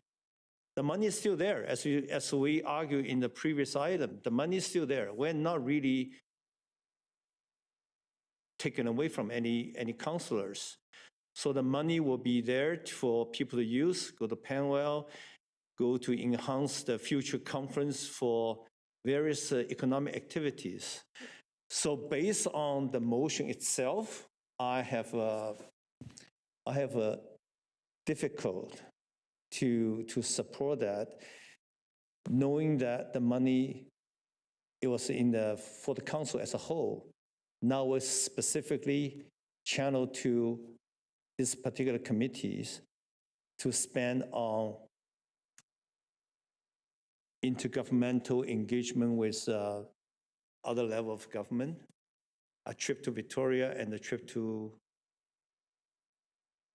Ottawa. That's what is mentioned. That's where I stand. Councilor Bennett. Thank you very much, Your Worship. Again, I am a big believer in the need for advocacy. I guess I would just also flag for council that this is essentially a motion that was defeated already by council earlier this year at budget, where there was a motion to take the $20,000 budget away, which was defeated. And then there was a motion to take that 20,000 and reallocate it to council expenses, which was also defeated. So while this is different, I just wanted to reiterate that at that point, council made the decision that this money was valuable to sit in and remain as an economic development advocacy tool. So I just want to reiterate that I guess if this motion passes, that, and I know Intergovernmental has amended their terms of reference to really focus on economic development, but previously council has chosen to keep this money allocated for economic development activities. So I would hope that the advocacy then would make sure that that's incorporated. Thank you. Thank you. And Councilor Skeekan. Well, thank you, Your Worship. I think this goes back to Sherry Green's days, doesn't it? The $40,000 that all of council had access to? Yeah, I'll try and, I won't have exact years in my head, but I've been around a while, and this started out as two separate budgets of $25,000 for the mayor and $15,000 for council. At some point, it was amalgamated into $40,000. Yeah. I believe that was during the Sherry Green Council. And it was used for things like, I believe the last time it was substantially used was a trip to China to promote sister cities. It's kind of a relationship with one of the cities in China.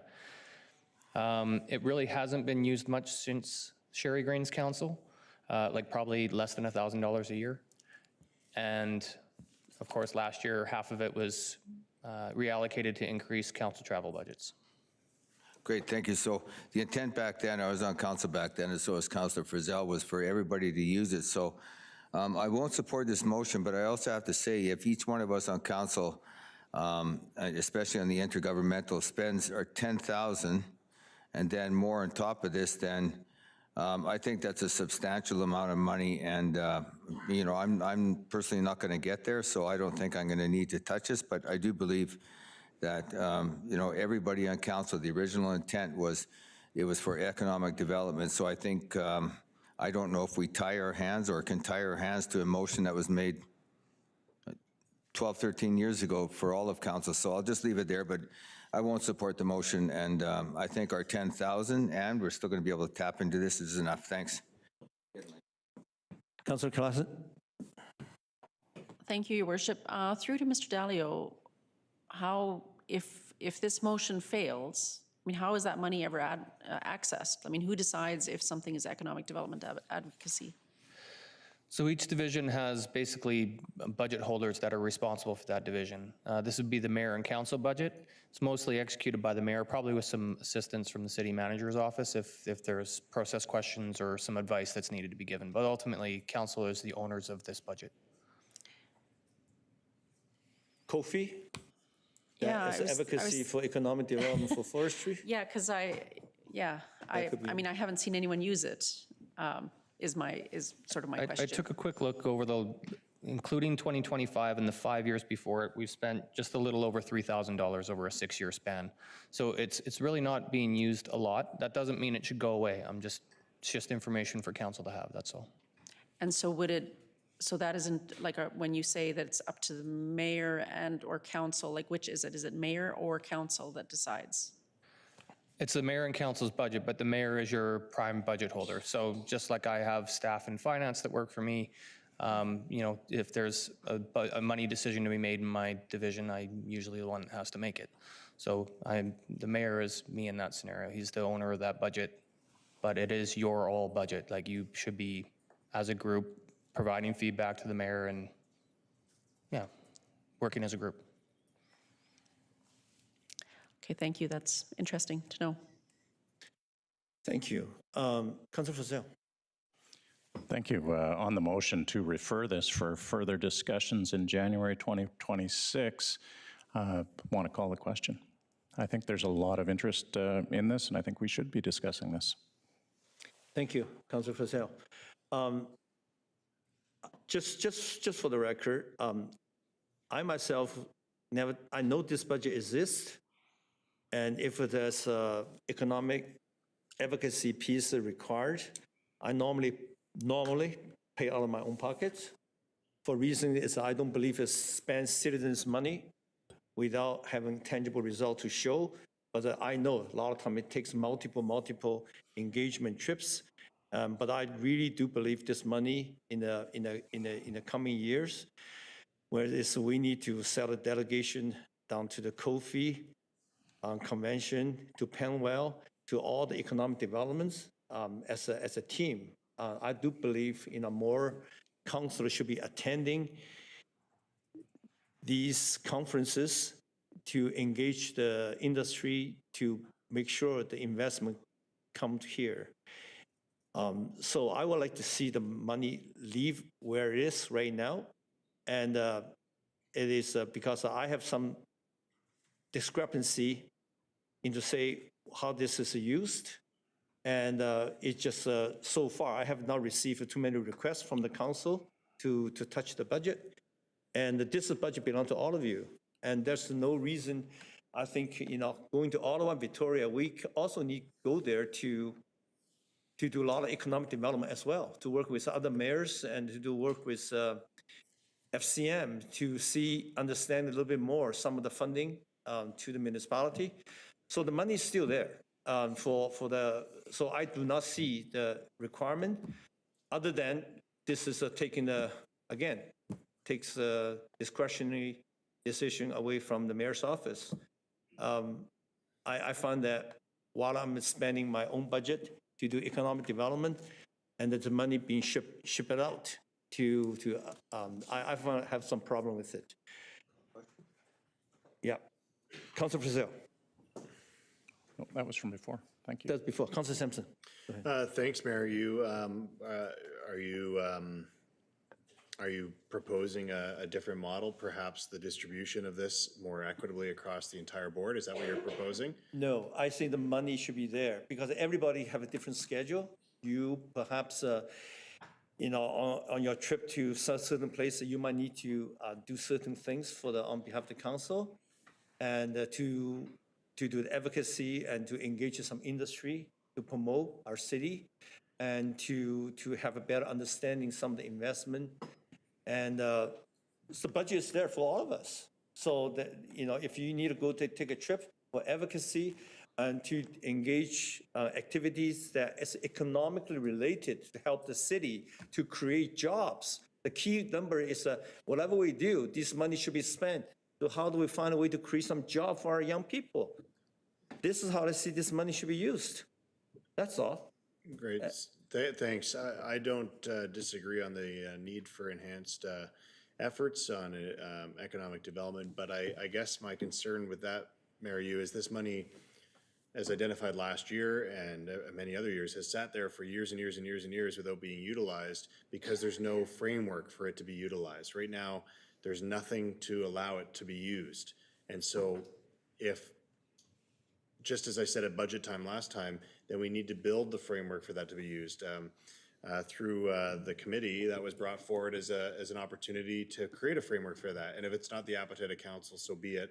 I'm not glued to that one solution being it, but the notion that it should just sit there with no framework to be utilized to benefit our community is also maybe not jiving with me. I think if this is not the solution, what is the solution that's being proposed to utilize those funds in a way that is correct and for its purpose of benefiting our community, growing it, creating economic opportunities, and addressing the problems that our community faces with other levels of government? Thank you, Councilor Sampson. The framework that just has been told in the public forum is recorded. It is for economic development under the discretion of the mayor. That budget can also be used, I do believe, by our administration as well.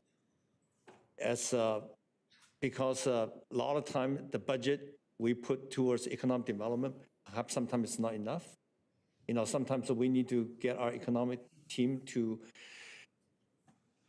the edge of the earth to find investment for our cities. yes, there's some, but it is a budget, it's a council's decision to use, how to use the money. Sorry, just a bit of clarity. So we have an economic development division that staff administration work Yes, out I of. know. So we would not access this You do money not. that's in the This is mayor for and us council to budget. This is accommodate. for elected officials. The mayor, as I said before, is the manager of that budget, and the decisions Okay. of that, Yeah, I of that just- budget are with you. I just always feel that our economic development team can probably use more staff and to do more, because this time is now. That with all this full of the 11 big project coming here, we need to find a balanced investment to make sure the future job stays here after this big jobs come. Mayor, to my point on the framework to use those funds, that's still not clear to me. And I don't know how the comments of needing to grow the Division of Economic Development necessarily relates directly to these funds. I don't disagree with that. I just the framework to use these funds has not been laid out because I don't believe there is one, as was discussed Let me last give year you an during example, budget. because the fund was created when with Mayor Green was here, right? So for example, they engage in the education engagement between the schools of another country to do some 2-to-2 program and have a student exchange, but this needs a requirement of travel there and invite people back and forth. So the council has to spend some money in terms of engage these economic developments. So the council, mayor could be busy, the councilor might want to join in these trips. So I think the funds should be leave as economic development. But if all committee members, all of us, if we have some activity is economic related to enhance the position of Prince George. Yes, this is they'll discuss with my office, with Mr. Babbitt's office together, that we'll make sure the money of this budget is allocated for those trips or for those expenses. That's the framework. So the framework, Mayor, is to have you dole out the money on what you determine is meets the criteria. Is that to be No, really not me, clear? you. The councilor will come to use the money. I personally have So no. through to administration, to Mr. Dalio, do you feel comfortable with the guidelines surrounding this funds, that how it's appropriately and used and accounted for the public's transparency? So my comfort level resides with the council remuneration bylaw, and there is a difference between the mayor and the council members.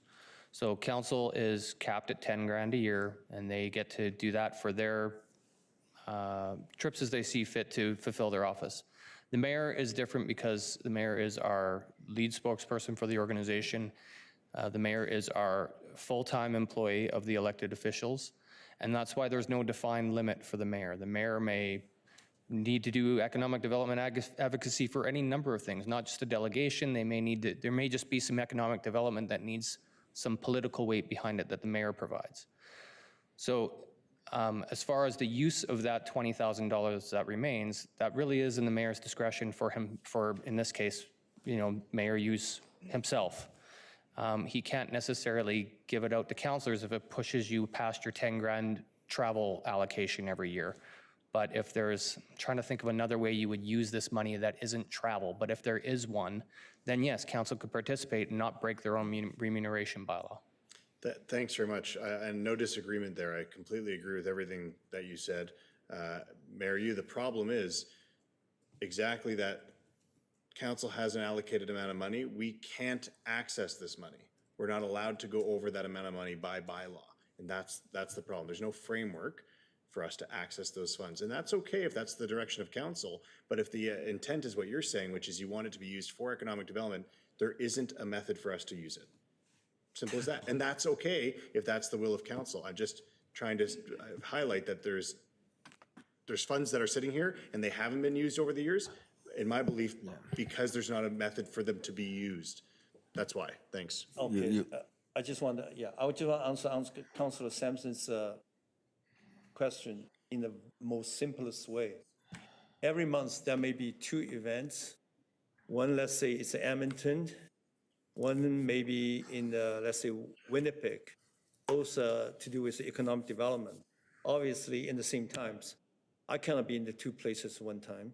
So therefore, there could be the acting mayor, one of the councilors interested in this advocacy piece. Then we both go to these 2 conferences to deal with the industry. That's how the money is spent.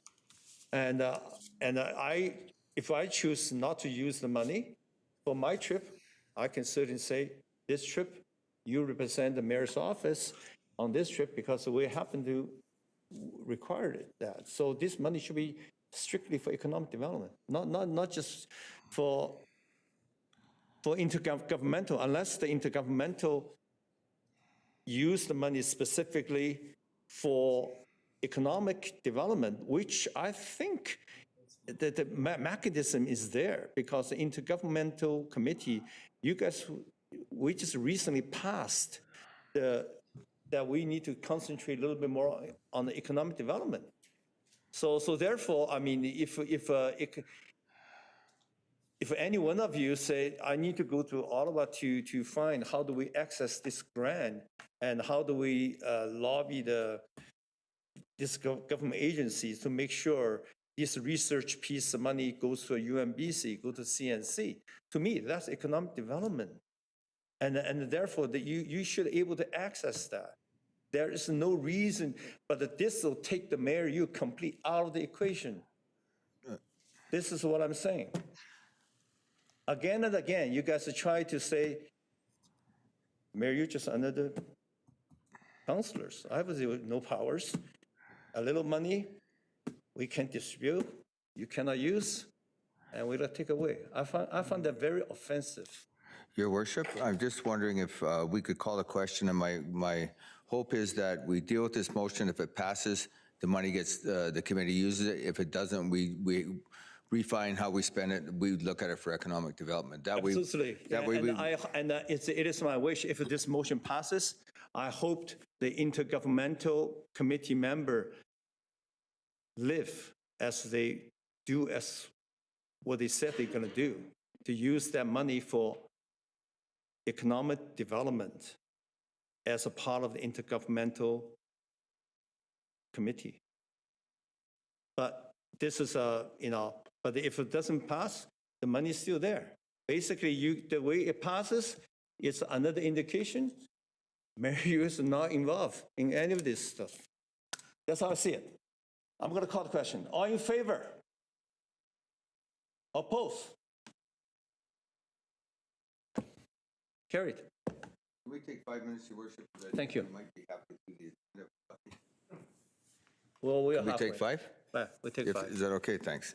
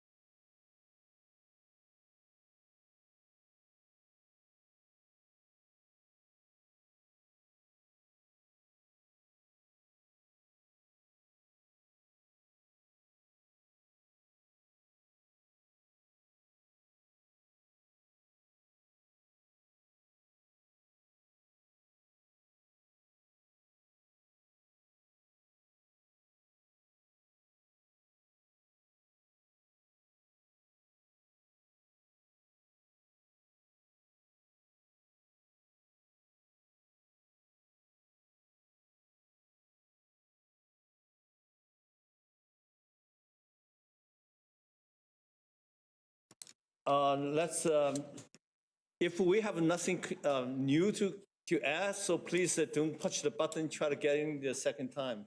Okay, it's just a little request. It's the last meeting of before Christmas. I know we got a new gear here, people like to play. Please don't do that. Okay. We are down to E4? No, E3? we're on E4. We're on E4, that's what I'm saying, yeah. We are. Move E4. Second by Councillor Frizzell. Any discussion? Hearing none, all in favor of E4? Tell the, maybe just tell, this is just appoint the election officer, local government, by Local Government Act. We have to appoint few of our staff onto the general local election committees, basically, right? To manage all the paperwork coming in. And Mr. Babich, maybe you want to give a few notation on that? Thank you, Your Worship. That's correct. Local Government Act requires that council appoint a chief election officer and deputy chief election officer for next year's local election on October 17th, 2026. And my recommendation is that council appoint Ethan Anderson as chief election officer and Leslie Kellett and Joan Switzer as deputy chief election officers. Your Worship, happy to answer any questions. Thank you. Councillor Skinner.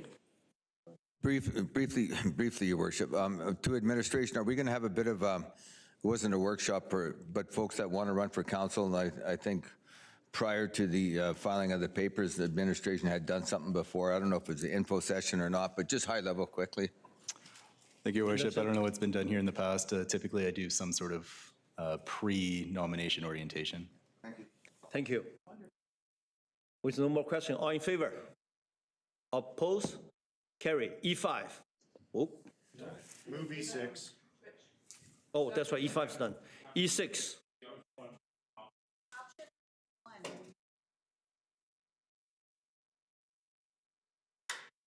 E6. I would like to spend a little bit, talking to us. Oh, Debbie, you're here, right? Move option 1. Yeah, you move option 1. Okay. You moved up. Maybe can you come? We have staff. Yeah, that's right. Your Worship, can I just option 1 first? Can I just invite Debbie Haywood up to the front? She's the manager of the Prince George Conference and Civic Center and Event Services. And thank you also, Ms. Haywood, for being patiently waiting in the gallery to present this report and answer any questions. Can you tell the public in a high level the various the 3 options in front of us? And please, yes, thank you. Good evening, Mayor and Council. So last December, Council recognized the need for a plan that would support and strengthen arts and culture in Prince George. So over the past year, we've reviewed reports and strategies, consulted with similar communities, and engaged key stakeholders to gather insight. So administration was asked to return this year with a progress report and receive further direction from Council. So 3 options through engaging with the community, the local arts and culture, and reviewing these strategies. Option 1 is to use the existing city strategies and establish an arts and culture and heritage committee, and supported by a dedicated staff position to create a standalone guiding document. Option 2 would just be to update the existing arts policy, and the work would be completed internally with limited external input. And then option 3 would be to hire a qualified consultant to develop a comprehensive culture plan led by a dedicated staff person. So these 3 options explored in the report, they provide varying degrees of commitment and rates of progress. Through our research and engagement with the arts and culture community, the first option is preferred not only to support, but to enhance arts, culture, and heritage in Prince George. I'm happy to answer any questions. Councillor Ramsey. Thank you, Your Worship. I think that was my legacy hand from before, but I will just say I think option 1 is really reasonable. Do we know if the enhancement will be updated for the budget book with the changed title of the position? I guess that's just my question. Because right now it says heritage planner, I think is what's going to be coming forward. So that would need to be updated to the arts, culture, and heritage position that was referenced in the report. Right, so right now we have just the service enhancement that deals with a heritage planner, but given the option that's in front of council, we can give you an adjusted service enhancement that would make this do more than just the one function, and council could consider that instead in the January budget discussions. Your Worship, can I also just intervene and ask Ms. Kellett, we did come up with a suggested wording to address this in other parts of this motion if council wishes to consider this. Thank you, Mr. Beasley. I just think having that added information in the enhancement for budget would be really helpful. I'm going to support option 1.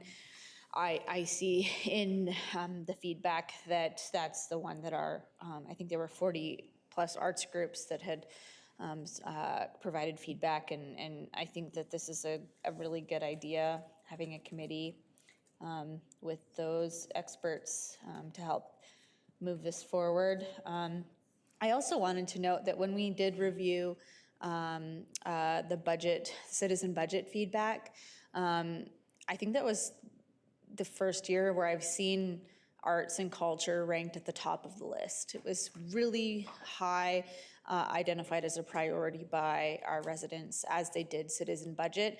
So I think there's really a clear need to invest in and support this moving forward. For me, the do nothing means we're going to continue to get nothing. I think there's so much potential. If we, find ways to invest in this sector, it's going to invest back into PG. And I think we can do this work without having to hire a consultant in option 3. So I am happy to support option 1 moving forward. Thank you. Thank you. Ms. Anderson, that's 2 motion, right? 1 and 2. You want us to keep separate? Thank you, Your Worship. I think there are 2 parts of the same motion. 2 parts, same motion? Yep. Okay. Thank you. No split. Councilor Bennett. Thank you very much, Your Worship. I guess when I'm looking at this, and I will recognize, I think, to Councilor Ramsey's point, this has been probably the first time in my time on council where the arts has been quite prevalent in the feedback we received from the community. I also recognize, from citizen budget that the community has really pushed back on what does truly status quo look like. So I guess my question would be, approving this tonight then assumes that council is going to approve the enhancement that we'll be debating in a month's time. So in the event that enhancement fails, will this recommendation come back to council to then determine if we're going to fund option 1, or does it then automatically just default to this become option 2? So the reason this is in front of you is we have a motion previously from council that says to bring a heritage planner. This is an idea that has come up since then that council hasn't approved. So we're simply asking, do you want us to amend the service enhancement that you're going to see because of this idea or not? The actual decision will be made in January with the other service enhancements during budget discussions. No, I understand that, but the motion here is to approve option 1, and then, which is creating a dedicated resource. So if we approve this motion that approves option 1 with a dedicated resource, and then we defeat the enhancement at budget time around the heritage planner / arts person, what happens to this recommendation? Because we now have a recommendation that says we're approving an additional resource and a recommendation that says we're not approving the heritage planner. Yeah, I'm sorry, Council, but I think that's why the words continued upon and to be addressed through is in that motion 1. Okay. So it's saying, in theory, you support this, but it all depends on whether or not you make the money decision in January. Okay. So I guess that was where my follow-up question was going to go, is then, will this then come back to council, or would it be more appropriate to amend to basically say that if option 1 is, if we don't have the budget, then we authorize staff to move forward with option 2, or would staff prefer to bring this back to council to then look at options around what whether they want to look for a different funding mechanism or if we're going to look at a different option. So we don't have the ability to deliver either the heritage or the arts piece without the extra resource. So if you're saying no to them, then, well, maybe I should kick that over to Mr. Beasley and be sure. Yes, I believe if I'm understanding the question, if we go through the process in January, council decides not to fund the position, then the answer would be we would regroup and likely need to come back to council then with a new plan, a revised plan. Thank you. So, Councilor Frizzell. Thank you, Mayor Yu, and through to Ms. Haywood, congratulations. Now you've got all the options on the table for us to look at. No small feat to get all of those possibilities on the line, and I see the different communities you had to contact to look into it. Now it's all going to be subject to the budget. I'm going to approve, I'm supporting option 1, but as Councillor Bennett said, things may change in the maelstrom of the budget debate because we have so many different balls that are in the air. I just wanted to say that the ideas you put forward and the different options to move forward give us pause for thought, and really appreciate that you've put it in front of us to live or die. I'm going to say let's go ahead, because the 2 options you gave where there is going to be strong support, one of them is with the full staff member, and then the other one would have been going out to a consultant, and I think this is the better of the 2. So I'll support it, and then we'll see what happens in budget. Thank you. Councillor Klassen. Thank you, Your Worship. Operating on the assumption that council would approve this, what is the mechanism that council could have to ensure that this person is someone with deep local knowledge? Because I really think that it needs, if we're going to do this properly, I think we need to make sure that it's somebody who understands the city, because we are so unique in terms of where we are, our distance from other cities. And maybe I'm wrong on the deep local knowledge. Maybe it needs to be somebody from outside who knows what we've got and appreciates it more, even more than we do. So maybe if Mr. Beasley could talk to that. Yeah, Your Worship, through to Councillor Klassen, thank you for that question. One of the things we heard loud and clear, actually before we even started this process, it came internally from our own staff, but we heard loud and clear from the community, the arts and culture community and heritage community, is that we've got a tremendous amount of expertise in this community. They are the experts. Us city bureaucrats made a conscious decision to say, we don't want to be writing arts and culture policy. Why would bureaucrats do that when we've got an arts and culture community that is more than willing to step up to the plate? So to answer to your question, that is precisely what this new council that is being proposed would insist upon, and we would certainly follow that too. We would want to have the right person in place to do the job and to make sure that they're respecting the expertise that's out there in our community already. Thank you. Thank you. I just follow up Councillor Klassen's question. It is absolutely important, the term of reference for hiring this art culture director be posted in such a transparency way, and make sure the term of reference, because this will be the new position for the city. It is important one. Art and culture is so important for the community. So we would very much like to see this person, can also coordinate all the event calendars throughout the years in the region, as a matter of fact, to work with the tourism as well, so working with the sports group as well, to make sure, we try to create a city full of activity, vibrance, with the least amount of conflict. So it's a lot to ask. So therefore, the term of reference of this superstar we're going to hire should be posted in such a way that the community can see what we're getting. This is, we normally do not dip into the management and hiring, but I just, please make sure the term of reference putting out there is going to be a correct one. Thank you very much. With that, Councillor Scott. Thank you. Ms. Haywood, thank you.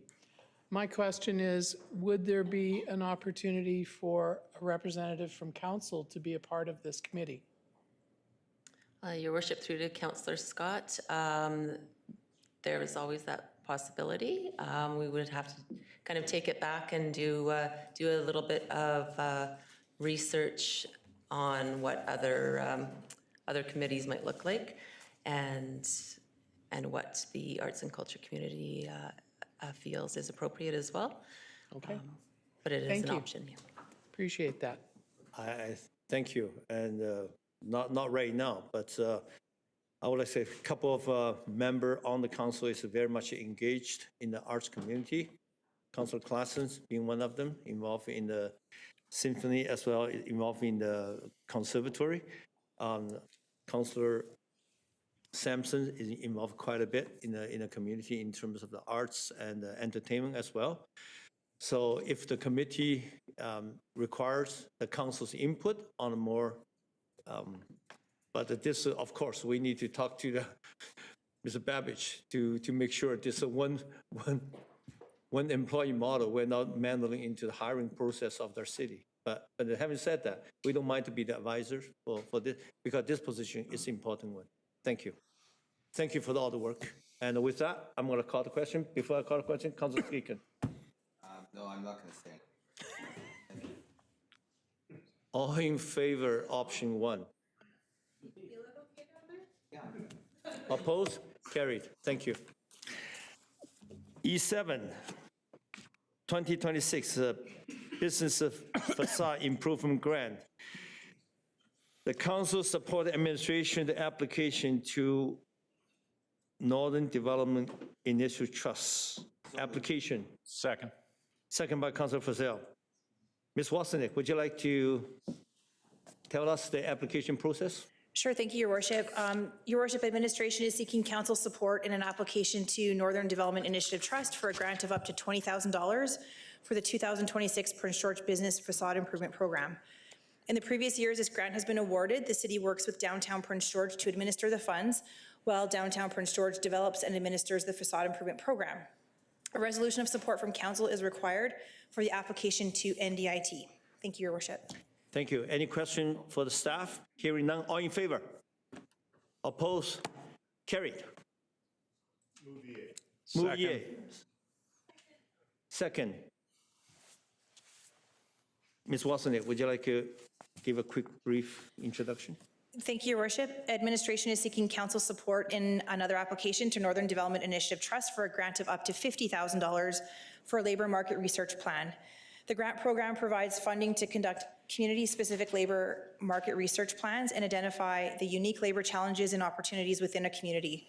Staff are currently working on updating the economic development strategy, and this grant would help inform the strategy by providing deeper understanding of the local and regional workforce. A resolution of support from council is required for the application to NDIT. I'm happy to answer any questions you have. Thank you. I sit on the trust as a director. So sometimes, a lot of time, because the request is we got so overwhelmed with the request for funding. If not the full amount is approved, will the partial amount help the situation as well? The work will still continue, maybe take a little bit longer? That's correct, Your Worship. As stated, this economic development strategy update's already in the works. Yep. So this grant, just the timing of it's come at an opportune time to explore it, to help enhance where the strategy explores the workforce and getting that data, or that deeper dive into it. Thank you. Councilor Frizzell. Thank you, Mayor. You through to Ms. Wozniak. So we know the challenges that Prince George is facing with the realignment of workforce, with the changes at the college and the university. The research that gets created through an LMR, is that made available to the public? Your Worship, through to Councillor Frizzell, that I'm not sure of. I'm happy to take that away and report back. The economic development strategy, however, would be a document that we could share with council. But yes, I'm happy to follow up on the LMR question. Thanks. I'm fully in support of getting more resources so that we can get the data points we need. Thank you. Thank you. I'm going to call the question. All in favor? Oppose? Carry. E9. Ms. Wassenack, would you like to introduce the report?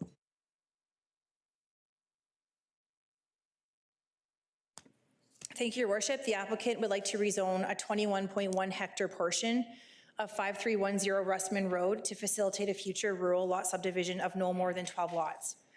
To facilitate the envisioned subdivision, the applicant has applied to amend the designation of the subject area on Schedule 12, future land use of the official community plan, from rural resource to rural, as shown on Appendix A to bylaw number 9551. The remaining 26.7 hectare portion of the lot will remain designated as rural resource. Currently, the subject property is split zoned AF Agriculture and Forestry and AG Greenbelt. Rezoning bylaw number 9552 proposes to rezone the subject property to AR2 Rural Residential and AG Greenbelt as shown on Appendix A to bylaw number 9552. The portions of the lot zoned AR2 and AG were informed through geotechnical analysis and have identified the areas that can support development. The area identified as not favorable for development is proposed to be zoned AG Greenbelt and include a Section 219 covenant prohibiting development. Administration supports the proposed bylaws as they will facilitate a low-density rural lot subdivision consistent with the surrounding neighborhood. Further, the proposal will preserve open space and natural features. The applicant has also provided a servicing suitability assessment which confirms on-site sewer and well systems can adequately meet servicing needs, provided that each lot be a minimum of 1 hectare. As the applicant's proposal involves an amendment to the OCP, public consultation for the proposed OCP amendment is required, and the properties highlighted on Exhibit A to CP 100-219 will be directly notified. A public hearing will also be scheduled at a future council meeting that follows the completion of the OCP consultation period. As a condition of final reading of proposed bylaw number 9552, administration requires the registration of a Section 219 covenant be registered on the title of the subject property for a no-build covenant for the area to be zoned AG Greenbelt as informed by the geotechnical report, and to restrict the number of lots to be created through the subdivision to no more than 12. I'm happy to answer any questions you have. Is there any question for Ms. Wozniak? Seeing none, I'll need a recommended move and seconder for all 8 of them separately. First and second reading, is it basically? Procedurally, are we doing separately? Is that what we're doing? That's correct. They have to be done separately. Yeah. Move 1. Second by Councillor Sampson. All in favor, 1. Oppose? Carried. Move 2. Second by Councillor Polillo. All in favor? Oppose? Carried. Move 3. Councillor Bennett. All in favor, 3. Oppose? Carried. 4. Second by Councillor Scott. All in favor? Oppose? Carried. 5. Councillor Sampson, second. All in favor, 5. Oppose? Carried. Move 6, Councillor Klassen. Second by Councillor Polillo. All in favor? Oppose? Carried. Move 7, Councillor Scott. Thank you. Councillor Bennett has a question. Thank you very much. I guess just through to Ms. Wozniak, I know that when looking at the notice of public hearing that's sent out to residents is within a certain distance. Because this is a rural area, is that normally taken into consideration in terms of expanding that area to hit more neighbors? Or is this, I guess just when it's looking at something this rural, has there been a precedent of expanding the notice area beyond what is legislatively required? Sure, thank you, Your Worship. Through to Councillor Bennett. In this case, we're following the 30 meters, which is stated in the procedures bylaw for the distance to notify. We can expand that. To your point, I think you're trying to make about the rural area. That's been likely taken into consideration to say the 30 meters within a multi-hectare size property is likely sufficient versus when we have rezonings or OCP amendments that might be more contentious in a more urban or densified area. That's typically the situation where we would expand that boundary to notify directly more property owners than the 30 meters in that situation. Excellent, thank you. You satisfied with, are you seconding it? Second, Councillor Bennett. No, it's not been seconded. Yeah, I was correct. All in favor? Oppose? Carry. Number 8. Move 8, Council Bennett. Second, Council Perillo. All in favor 8. Oppose? Carried. E10, zoning bylaw amendment application. Ms. Wasnick, would you like to introduce REZ 100858? Thank you, Your Worship. The applicant would like to rezone the subject property with a site-specific text amendment to the existing M5 heavy industrial zone to allow for office as a secondary use. The building located on the subject property was originally used as Canfor's administrative building. The site has since been sold and subdivided into 3 parcels, with the office building being located on one of the 3 lots. The existing M5 zone allows for a variety of industrial business uses that operate from the site. However, a general office use is typically limited to commercial zones. Your Worship, administration supports the proposed site-specific text amendment as it will provide an option for office use as defined under the zoning bylaw to occur on the site secondary to the principal uses of the zone. Administration does not anticipate any negative land use impacts to occur as a result of the office use operating from the subject property. I'm available for any questions you have. Thank you. I have a question for Mr. Delio. The changing of usage from, is there any taxation implication?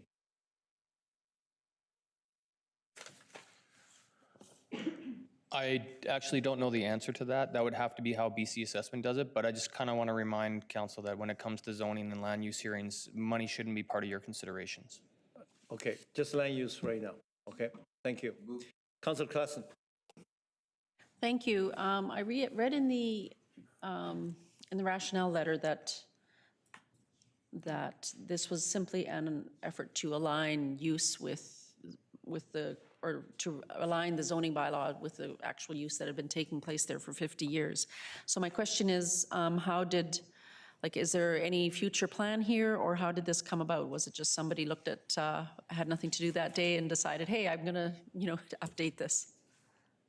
Thank you, Your Worship, through to Councillor Klassen. So originally this parcel was 1 rather than the 3 that it's been subdivided into. And when it was the administrative building for Canfor, it was secondary to the Canfor mill. So the office building, being what it was under the Canfor umbrella, was permitted under the zoning.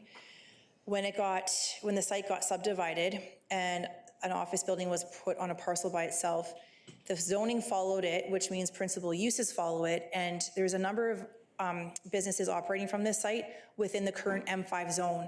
But what it doesn't include is an office use, which is, again, more aligned with a commercial zone, and is oftentimes in the commercial zones limited to a certain tenancy size. The applicant is wanting to locate here, but they're definitely more of an office versus an industrial office or scientific technical studies kind of business. So the proposed office use will allow offices that don't fall under an industrial or that type of M5 use to also locate on this site. Okay, so it's a new tenant then that's looking to locate there? That's correct, Your Worship. The applicant would be a new tenant. Okay, thank you. That explains that. Thank you. Thank you. Councilor Perillo. Not much more to add, but just a shout out to staff. If you read the rationale letter, it says the fact that this has been a collaborative approach with our staff and developing this approach. So yeah, really, this is, as Councillor Klassen mentioned, and it mentions in the letter that it really now fits the actual usage of the building for many, many years. So just thought I would point that out, that this is collaboratively done. Yeah, it has, that office has been used not by Canfor, but as an office for decades. Yeah, so therefore, I don't see any reasons not to approve that. Move, Councillor Skaken, second by Councillor Feazell. All in favor? Oppose? Carry. E11, zoning bylaw amendment application, REZ 100861. Ms. Wasnick, would you like to introduce this report? Yes, Your Worship. Administration is proposing to rezone a 0.38 hectare portion of the city-owned property at 1950 Gore Street from P1 Parks and Recreation to P2 Minor Institutional, as shown on Appendix A to bylaw number 9592. The proposed rezoning bylaw will permit a community care facility major as a principal use on the subject area and facilitate subdivision of the existing Claytley Littles Lodge Childcare Center from the surrounding Claytley Tenay Memorial Park. Administration supports the proposed rezoning as it's consistent with the policy direction of the OCP. I'm available for any questions you have. I think Councilor Ramsey has a question.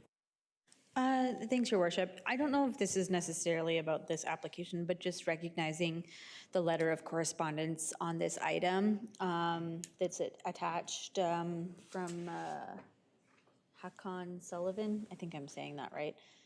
There was just commentary around the zoning notice, the amendment notice, and it just was provided feedback that it was very confusing. So I don't know if there's any way for admin to take that feedback away, Mr. Anderson, and perhaps consider making it more clear. Thank you, Your Worship. It's an interesting comment that I took into advisement. This is kind of a special application because it's a city application and it's for city land on land that's already been disposed. So it's kind of a unique one, but I read it, I took it into advisement, put it into my book of things that we might want to consider when we relook at the development procedures bylaw.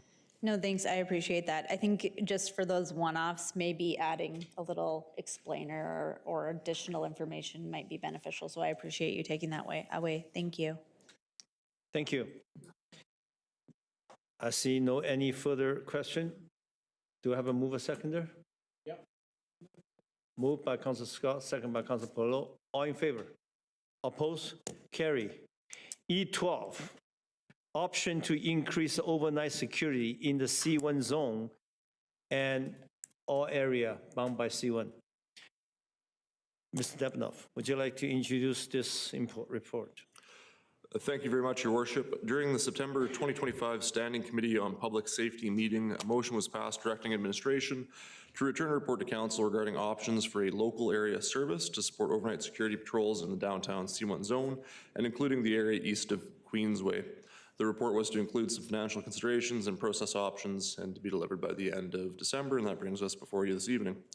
Administration has reviewed the topic and confirms council has a few options that could be considered, namely reallocating existing resources, which would primarily be bylaw staff, bringing on new resources, such as additional contracted security as example, or by taking other actions that support safety and security more broadly, such as the direction to investigate auxiliary officers tonight. Financial considerations obviously differ in each of those scenarios, depending on what council might wish to do, and this is further elaborated on in the report. Regarding process options, changes to municipal resources may best be addressed through the budget process. That can be completed by making motions as part of the upcoming budget deliberations in January or by giving direction to include proposals in future budget cycles. Looking at private security, this resource could be funded by those benefiting from the service through a local area service agreement, by council through general taxation, or through some combination of the two. There are two options to establish an LAS, which are gone over in greater detail inside of the report. But option one essentially can be characterized as a grassroots request option, and so the LAS is initiated by interest property owners who would be affected by the project. 50% of the owners as well as 50% of the assessed value needs to be in favor, and they would then become subject to the local service tax through that process. Option two could be characterized as the directed option, and so that's a council initiative. This process is subject to counter petition as part of the process. Council would define what portion, if any, of the service the municipality would cover through general taxation, and what portion property owners would have to cover as part of that local area service. Continuing on, while not contemplated in the referral motion, security patrols could also be established by contracting the service directly. The municipality already has security contracts in place, and council could decide to explore contracted security for this new scope of work funded entirely by general taxation, should you choose. As an observation, staff understand the committee's interest in this topic is related to increasing the level of observation and intervention of social disorder in the downtown area during overnight hours.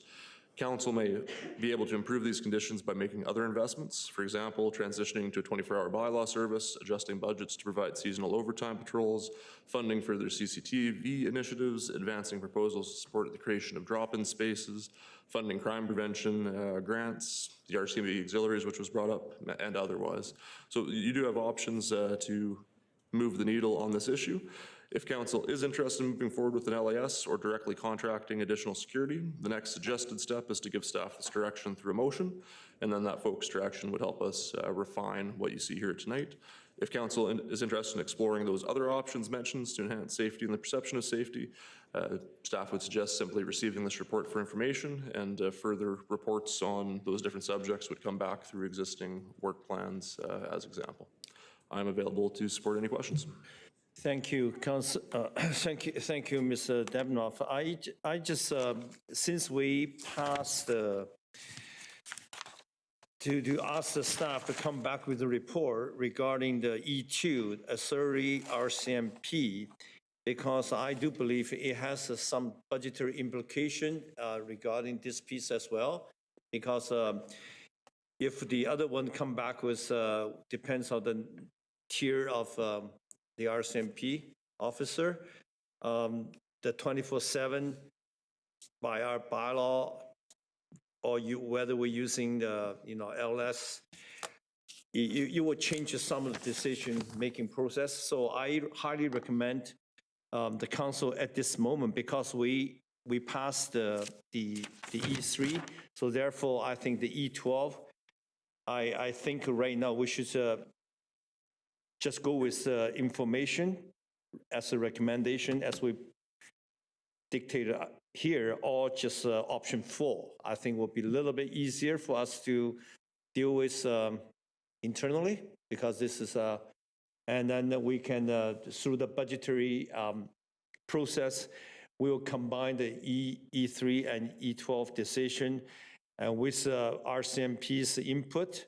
as well as with the bylaws, Ken's input, and to create a budget that makes sure that 24/7 downtown overnight security does happen. So I highly recommend option 4 under the circumstances. Councilor Ramsey. Thanks, Your Worship. I can move receipt for information. And I would just say, I would happily support number 1. I think this is really dependent on business owners doing the petition if they're interested in the LAS service. I am curious to get more information back from administration on the RCMP auxiliary to see if there's the potential to alleviate some of the pressures that this report is speaking to, while having the province cover some of those costs. So I don't think I am ready to make a decision on this evening until we get more information back on the other report. So I'm just going to move receipt for information. Thanks. Just a reminder that the council, the LAS requires 50%, right, pass by the participant. And knowing it's a C1 zoning, we're talking about thousands of businesses. And the cost to even to have this thing put to the vote is quite substantial. And, this is, once we involve a LAS or option 3, I looked at this in the detail, and also, the 3 involve the private security. Then also we need to really take a look at our current bylaw structure in terms of how do we incorporate it. It'd be a little bit more complicated at this moment, because since the E3 is passed, we really should be considering these two together. And that's why again, I know everything I say, you guys want to go the other way, but the option 4 is a logical one for this time being. But having said that, Councilor Skaker. Thank you, Worship. I go back to a CKPG article from March 19th when I put it to downtown Prince George, and they agreed that they would survey their members before we even decided as a council to go with the LAS. So I think from my perspective, and I challenged them on that again in a meeting in the summer as to where they were. So I don't know if it was because Ms. Van Mook left and just a transition, but they had committed to doing the work and surveying their members before we took the time to do this. And the second question is to administration. What is the, I guess, the C1 boundary? Is that Queensway up to Edmonton, or, yeah, so we don't, just hide, yeah, I'll get that answer first, Your Worship. The boundary, I believe, is Victoria, First Avenue, Queensway, and the Victoria, Queensway, 17th or 20th Avenue. Yeah, it kind of does a funny little jet out near CKPG, which has been noted. But in general, yeah, Queensway, Victoria, and then the intersection, Patricia and Victoria, and where that confluence is, yeah. Thank you. Thank you. So, Your Worship, I'm just wondering, even if we put it off for a couple of weeks and just find out if they, at a high level, if there's just absolutely no appetite to take this on because they committed to doing this, and then go from there. So to administration, if we receive it, can we still get a report back or something from downtown Prince George where they were with the commitment they made? Your Worship, to administration, because they're a partner down there and they wanted to do this work, and so I'll just leave it at that for now. Thank you. Your Worship, if council receives this for information, then it doesn't prevent this returning to council in the future. But anyway, I'd look to Mr. Depineau to see if perhaps through the Public Safety Committee, there will be a further update available through downtown Prince George or otherwise, and the Public Safety Committee could then make a recommendation to council if they'd like to revisit this issue, Your Worship. Thank you. And for the public may not know the increment of LAS, local area service, right? That means you guys vote 50%, then it's a threshold, and then everybody within that membership have to pay for it. And Your Worship, yeah, and because we have a public safety meeting on Thursday, we can just ask them for a high-level update and then go from there. So thank you. Before we commit anything, my opinion, thanks. Councilor Frizzell. Thank you, Mayor. You through to Mr. Depineau or perhaps to Mr. Dalio. Do we have any enhancements already in the queue for budget discussions around public safety? Yes, there's 3, I believe, that we reported in the Finance and Audit December meeting. So there's one for police support services, one for firefighters, and another for bylaw officers.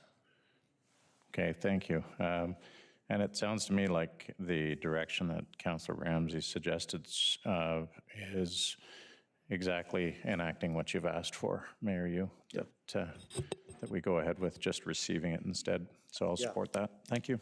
Thank you. Councillor Bennett. Thank you very much, Your Worship. And I was actually, I think, aligning with your thinking around option 4. I'm not necessarily opposed to an LAS, but I think in talking to businesses right now, like I think they're looking for what council can do to step up and support for the time being. And I think there might be an interim measure we can look to put into place while we look and build trust around the process of an LAS. But I appreciate Councillor Skaken's comments around needing to touch base with our partners who are going to do some work on this. So I'll support the recommendation to receive, and hopefully this can come back to a future council meeting. Thank you. Okay, I have a mover seconder on E12 as a recommendation stated. All in favor? Opposed? Carried. E13, public safety petition to the House of Commons. Ms. Depineau. Thank you, Your Worship. This report supports council discussion on a petition to the House of Commons specifically addressing the Minister of Justice and Attorney General of Canada. Local governments have a very limited scope of authority to address fundamental challenges in the mental health and criminal justice systems, which contribute to the persistence of street disorder. Ongoing issues in the downtown area, both locally and in many other municipalities, have made many residents feel unsafe. And the main tool available to council with regards to support recent calls to the federal government to strengthen the criminal justice system through proposals such as amendments to bail reform, stiffer penalties for repeat offenders, and longer sentences for violent crime is advocacy.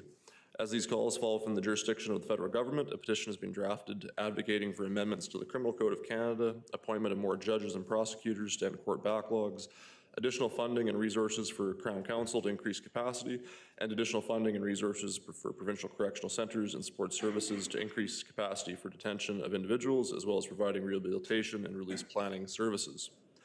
If council is supportive of this direction, a local member of parliament has agreed to support the petition as drafted here this evening and as is required for the process. All members of council will be invited to sign the petition to initiate its movement to the next step in the process, and we are available to support any questions that you might have. Thank you. You moved, second?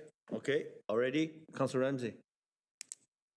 Thank you, Your Worship.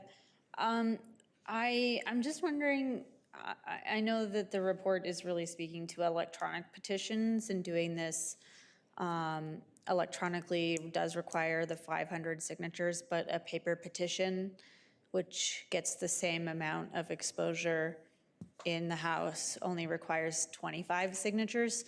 So I'm just wondering if it would be maybe more beneficial to just have a paper survey at the service center in City Hall to maybe get this done a little bit faster. I just reasonably, that might be an easier option than trying to coordinate 500 signatures online. I did look it up, and I think it just requires 25 valid signatures for tabling with original handwritten names, while e-petitions need 500 signatures online, sponsored by an MP. So I just would put that out there. The other piece on this is that I don't know if this was maybe thought up before the bail reform changes were tabled, but it seems to be needing some updates. The reverse onus and such has already been rolled out. So my suggestion would just be amending perhaps the points to include a review of the bail reform changes and increased support if it shows that they're not effective as we thought they would be. So I just thought it maybe needed a little bit of strengthening in that section, because the reverse onus and then the principle, I don't know if Leslie, if you can scroll down a little bit, the principle of respect for the law, those have been addressed in the briefing package from Canada in the overview of changes to the criminal code. So just going to leave that there, but that's just my feedback on it. So thanks. Thank you. Councilor Frizzell. Thank you, Mayor Yu, and thank you, Councillor Ramsey. Through to Mr. Depineau, capacity for updating the petition, what does that look like? And if approved tonight, when would we start it for that clock to begin? Thank you, Your Worship. Through to Councillor Frizzell, I can confirm that the language here was drafted post the bail reform announcements, and we understand the differentiating piece to a great extent is around the non-violent offenders versus the violent crime. However, happy to take an additional walk through. If approved this evening, we would, I suppose, look for leniency or that language in the motion to allow for any of that administrative review to refer to it as such, and we would look to move forward fairly expeditiously as long as nothing significant was found, I suppose. Thanks, and I agree with that. Through to Mr. Anderson, then can we draft this in a way so that we'll have that administrative leniency as discussed? Thank you, Your Worship. That council approved the draft petition similarly as presented. Something of that wording. Excellent. Proven principle. That works. So on that note, we haven't done something like this in the time I've been on council, and I really like the idea of getting the mandate from the public. We have 50,000 households and 500 signatures. I think this is an issue that resonates and that we need to get the mandate from the public for. I'd support us putting it online and going out and letting people know this is your time. Let's all stand together on this. It's an important petition. It's a good message to send, and let's get that message to Ottawa. Thanks. Councilor Polillo. Just a question on process of signing. So we have to pick either or? Can we do both? Can we have a physical petition that people can sign here at the service center and online, or is that confusing things? Or I'd like to see both. I understand the point that Councillor Ramsey put forward, and I agree too with Councillor Frizzell. I think this will be an issue that will resonate a lot for our residents. And is there a time constraint to it as well, or we just go as long as we want, or what's maybe some information on that? Thank you, Your Worship. Through to Councillor Palillo. So when we do this, we have to identify supporters initially, and so a minimum of 5 and a maximum of 10 supporters would be identified to initiate the process, and so it's contemplated that the 9 members of council may wish to affix their signatures, and that would initiate this. From there, we choose the length of time that the e-petition would remain open for signature, assuming that that's the process, and that is the suggested format at this time. And so 30, 60, 90, or 100 days, 20 days for it to be live. Currently, it's proposed that this would be active in the report for 60 days. However, happy to take additional direction there. Just seems to fix it closely in time and have a condensed campaign, I suppose, is the intent behind that. From there, we would invite any member of parliament to authorize the online publication of the petition. In this case, we already have a pre-commitment from a member of parliament, Todd Doherty for Caribou Prince George. And then it would go off to examination by the clerks of petitions and ultimately be released for those 500 signatures.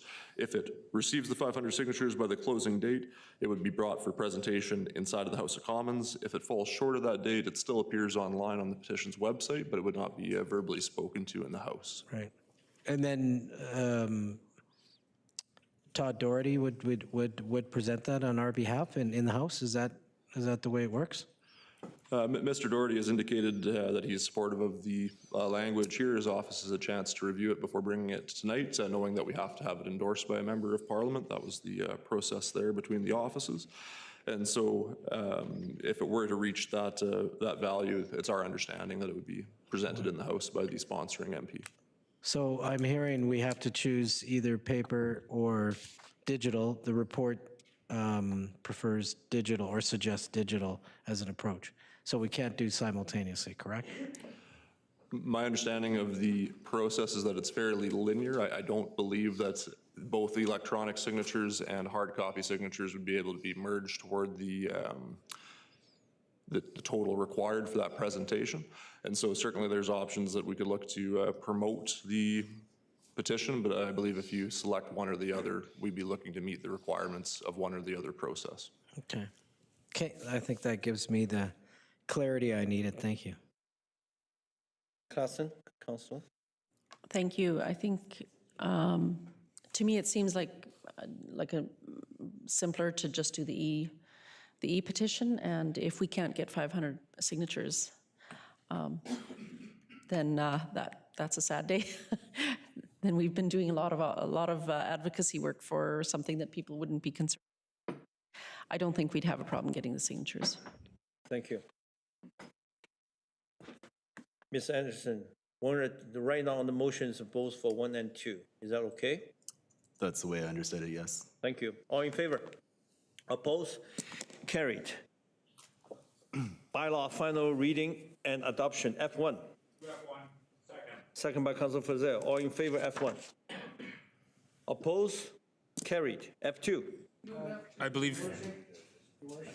Oh, Councilor Palillo. Yeah, I have a non-pecuniary conflict of interest being chairperson of St. Mary's. So like I did when it came to the previous readings, I'll excuse myself. Thank you. We're going to have a long debate on that one. Move F2. Second by Councilor Klassen. All in favor F2. Opposed? Carried. And then if you guys are going to discuss the correspondence, then I have to excuse myself.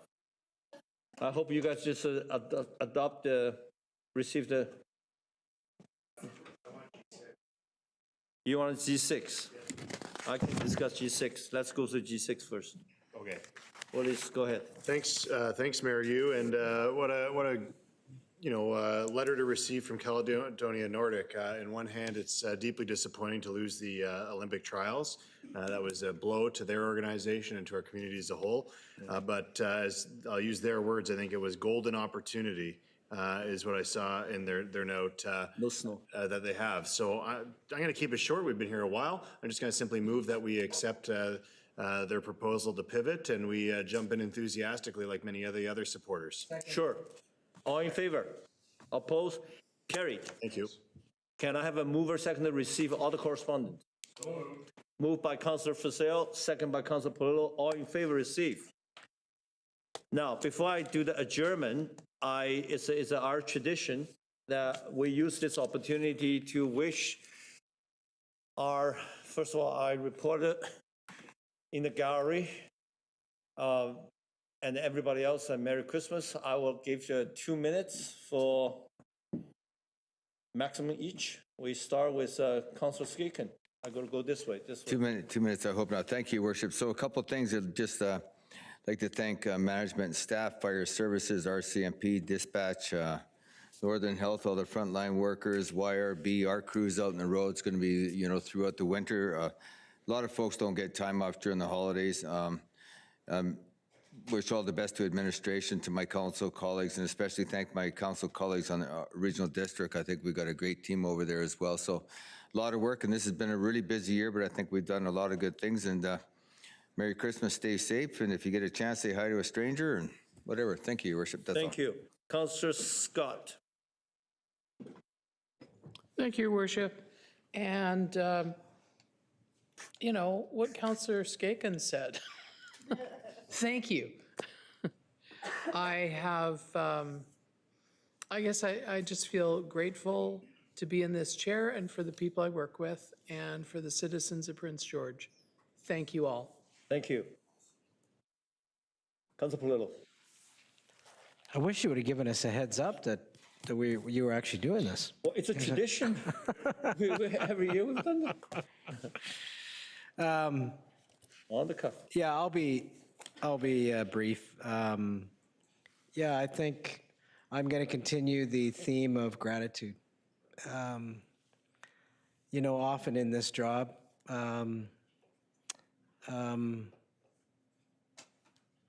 sometimes we get thanks for the service that we do, but this is not about us. This is about showing gratitude, I think, for myself and for my colleagues and the staff, the entire staff.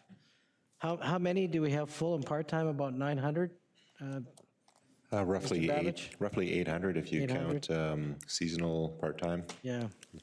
Every single one of them. And how important they are to deliver the services that we do every day.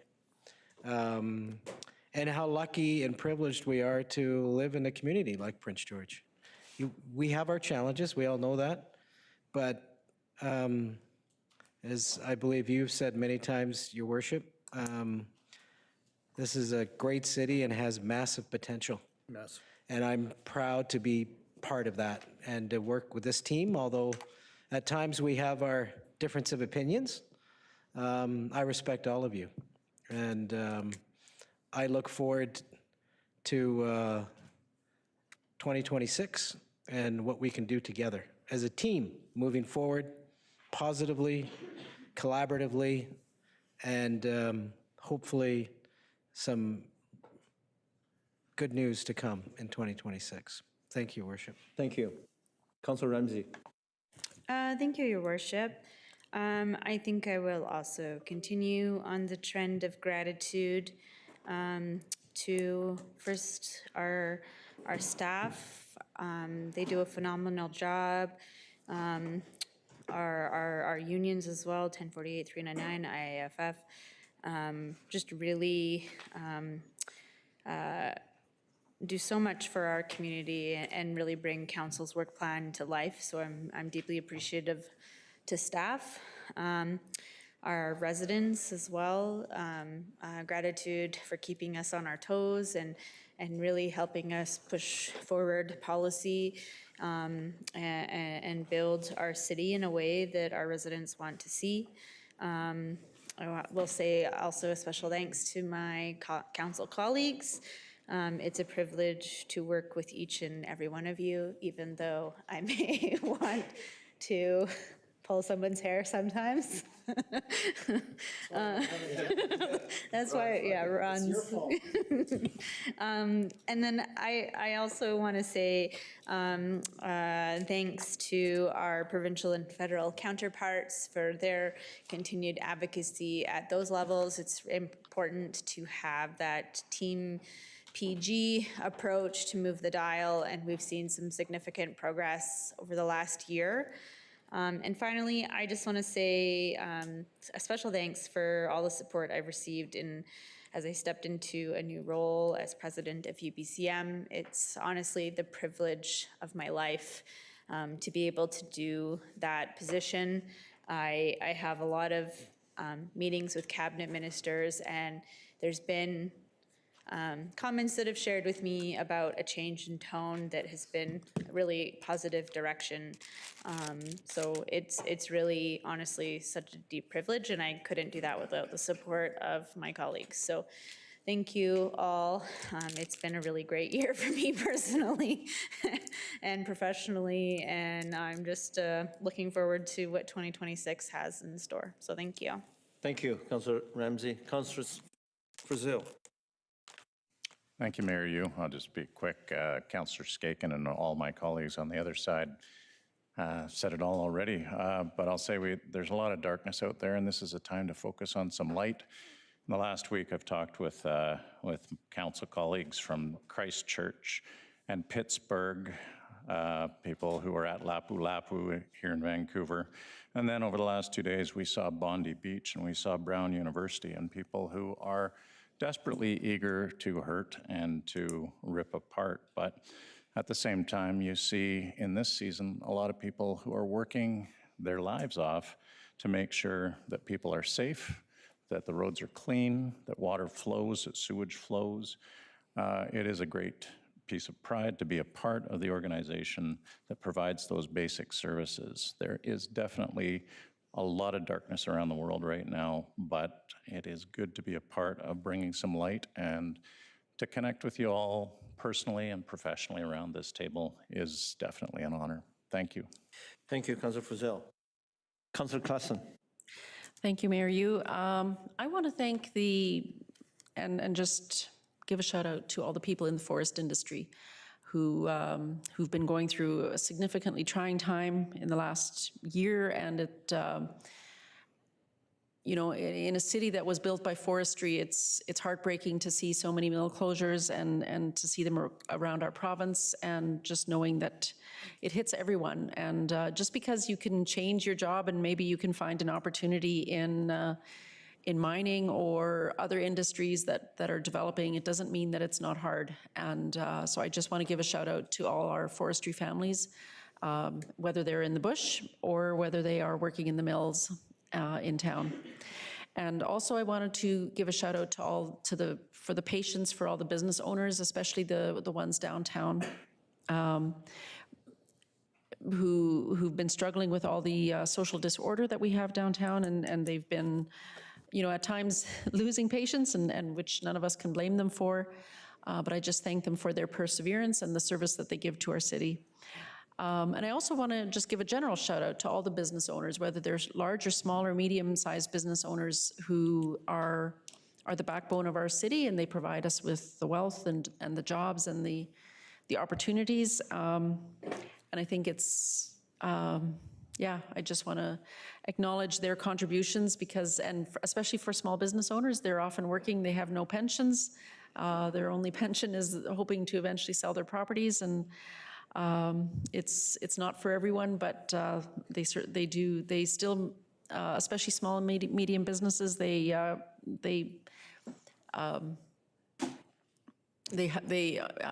employ, I think it's 2/3 of our population, of our working people, so they do a tremendous amount of work. And I consider each day an honor because I'm representing residents. It doesn't matter how bad the day is, it's never a bad day when you think about the fact that you have been elected to represent the voice of the people, and that is an honor every day. And so Merry Christmas to all. Thank you. Councillor Tim Bennett. Thank you very much, Mayor Yu. And again, one of the benefits of being near the end of the horseshoe is a lot of what has been said. So I just want to reiterate thanks and appreciation to my colleagues, to the staff around the table, to our staff who work in every department, to the media and to the public for holding us accountable. I think compared to other municipalities, we have a very engaged public and a very engaged media, and they make sure to hold us accountable. There's a lot of celebrations that happen at this time. We're on night 2 of Hanukkah. We are heading into the Christmas season, so just the best of holiday wishes to however you choose to celebrate. It's just such a heartwarming time of year to see how the community steps up time and time again. And I also just want to say a special thank you to each of your families who, there's a lot of sacrifices that families make in order for us to be able to sit around this table every 2 weeks. As I see the mayor's wife sitting in the audience. So just thank you to all the families for sharing you in service of our community. So thank you. There you go. Yeah, there you go. Sharing you. Thank you. Councillor Sampson. Mayor Yu, thanks very much, and to all my colleagues, thanks for your wise words. I'm gonna start on a different pace. Christmas is my favorite time of year. Ever since I was a little guy, I've been enthralled with the magic of Christmas, the spirit of Christmas, and I still get to see that alive in my nieces and nephews and people, my friends' kids, and I hope that just because we get older in life doesn't mean that we have to lose that Christmas magic. I still love it. I mean, that's why I'm wearing the ridiculous jacket today, but I truly, I love this time of year because I think it brings out the best in people. It can bring out the worst if we let it, but it can be stressful and daunting, but I hope to share that little bit of, I hope folks can continue to celebrate that Christmas magic or whatever you be celebrating for the holidays. As Councillor Bennett mentioned, Hanukkah started yesterday. Kwanzaa's around the corner. People celebrate all sorts of things this time of year. And however you do it, I think trying to bring that message of family and connectedness is really important. We've got 9 people who sit in this room along with us, 9 councillors and 9 staff, 8 around the horseshoe and 1 back there who gets to report out to the world communications-wise. And they represent, what is it, around 800 employees that work hard every single day for the city of Prince George. And to them, I'm extremely grateful, not just the 9 here, but to the 800. They all serve a purpose and they all deliver services that matter to our residents. And I hope that whether you're on call on Christmas or putting out a fire, literally, or stopping a water leak or whatever it may be over the holidays, I hope that each one of our employees gets to spend some time with their families and take some downtime that they deserve as well, because they do a great job year-round for our residents. And to all my colleagues around the table, I'm going to say it. I think we fight fiercely for the views and opinions that we hold and the ideas that we bring forward from our constituents. But I'm grateful for that. I don't always agree, and damn, it's frustrating sometimes. But what I value most about our team is we compartmentalize great, and we walk away from the table and we're able to enjoy our company, and we get along great. We don't always see eye to eye, but we are all knowing that each of us are here for the right reasons, putting our best foot forward and trying to represent the constituents the best we can. And I'm grateful to get to serve with all of you. And I'm reminded of that, especially this time every year, is I think we all reflect a bit more. So thank you to each of you as well. And your worship, it's been said, but I think our residents are paying attention to what happens in our community more and more. And for that, I am grateful. I think we get more ideas, more opinions, and more thoughts shared with us than when I first entered this position almost 8 years ago, and it's helping each of us, I think, myself at least, be better in this role and do the best that I can. So appreciate the residents and their participation, and appreciate that they might always not agree with every decision I make, but I value the feedback that I get, and hopefully it makes me better in the role. So Merry Christmas to all. Happy holidays to those who celebrate differently, and thanks for the opportunity. Thanks, Mayor Yu.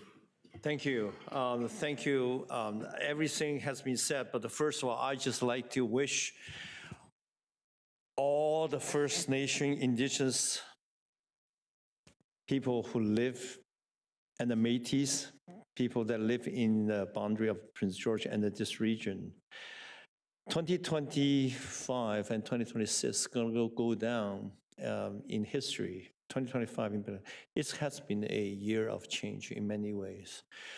The world is changed, but I always believe Prince George, if we stick together as one people, this is a land of immense opportunity, and so many big projects are coming, the upcoming Natural Resources Forum, all the things going to happen around here. It's an exciting time.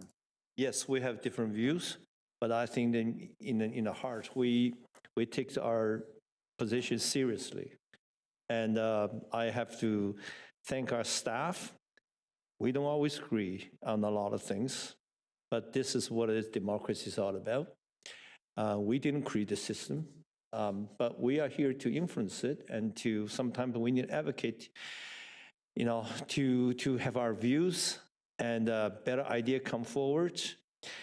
And I'm looking forward to 2026. I think this will be a tremendous year for us to exercise our talent together. I've been to many conferences around the country and in the province. I truly believe the talent we have on this council, it is tremendous. We bring a lot to the table. And I think let's go finish strong. And I wish everybody's listening to wish them a Merry Christmas. I know a lot of our citizens, they do not celebrate Christmas as a Christian, but I do believe they celebrate the spirit a lot of time in the name of love, giving, inclusiveness. And this is I'm really proud of this community. We should always be proud. And I'd like to wish all the children of this city a very bright Merry Christmas. And also, may Santa be nice to our seniors. Thank you. With that, I need to move a second to adjourn. I'm just wondering, sorry, Your Worship, sorry. If Oh, Mr. Walter. Baptist could just chime in on behalf, sorry. Walter, we had this discussion. Walter said, Thank you, Your Worship. After that, maybe I'll just say very briefly on behalf of the entire city staff, I would like to wish all of you, Mayor and Council, and all our citizens a very Merry Christmas, Happy Holidays, a season filled with health and happiness into the new year. Thank you, Your Worship. Yeah. And I just really appreciate our media friends, to being here, doing all the reporting to our citizens over the last year. And looking forward to have a great Christmas together. Motion to adjourn. Motion adjourned, second by Councilor Skaken. All in favor? Okay. Thank you. Did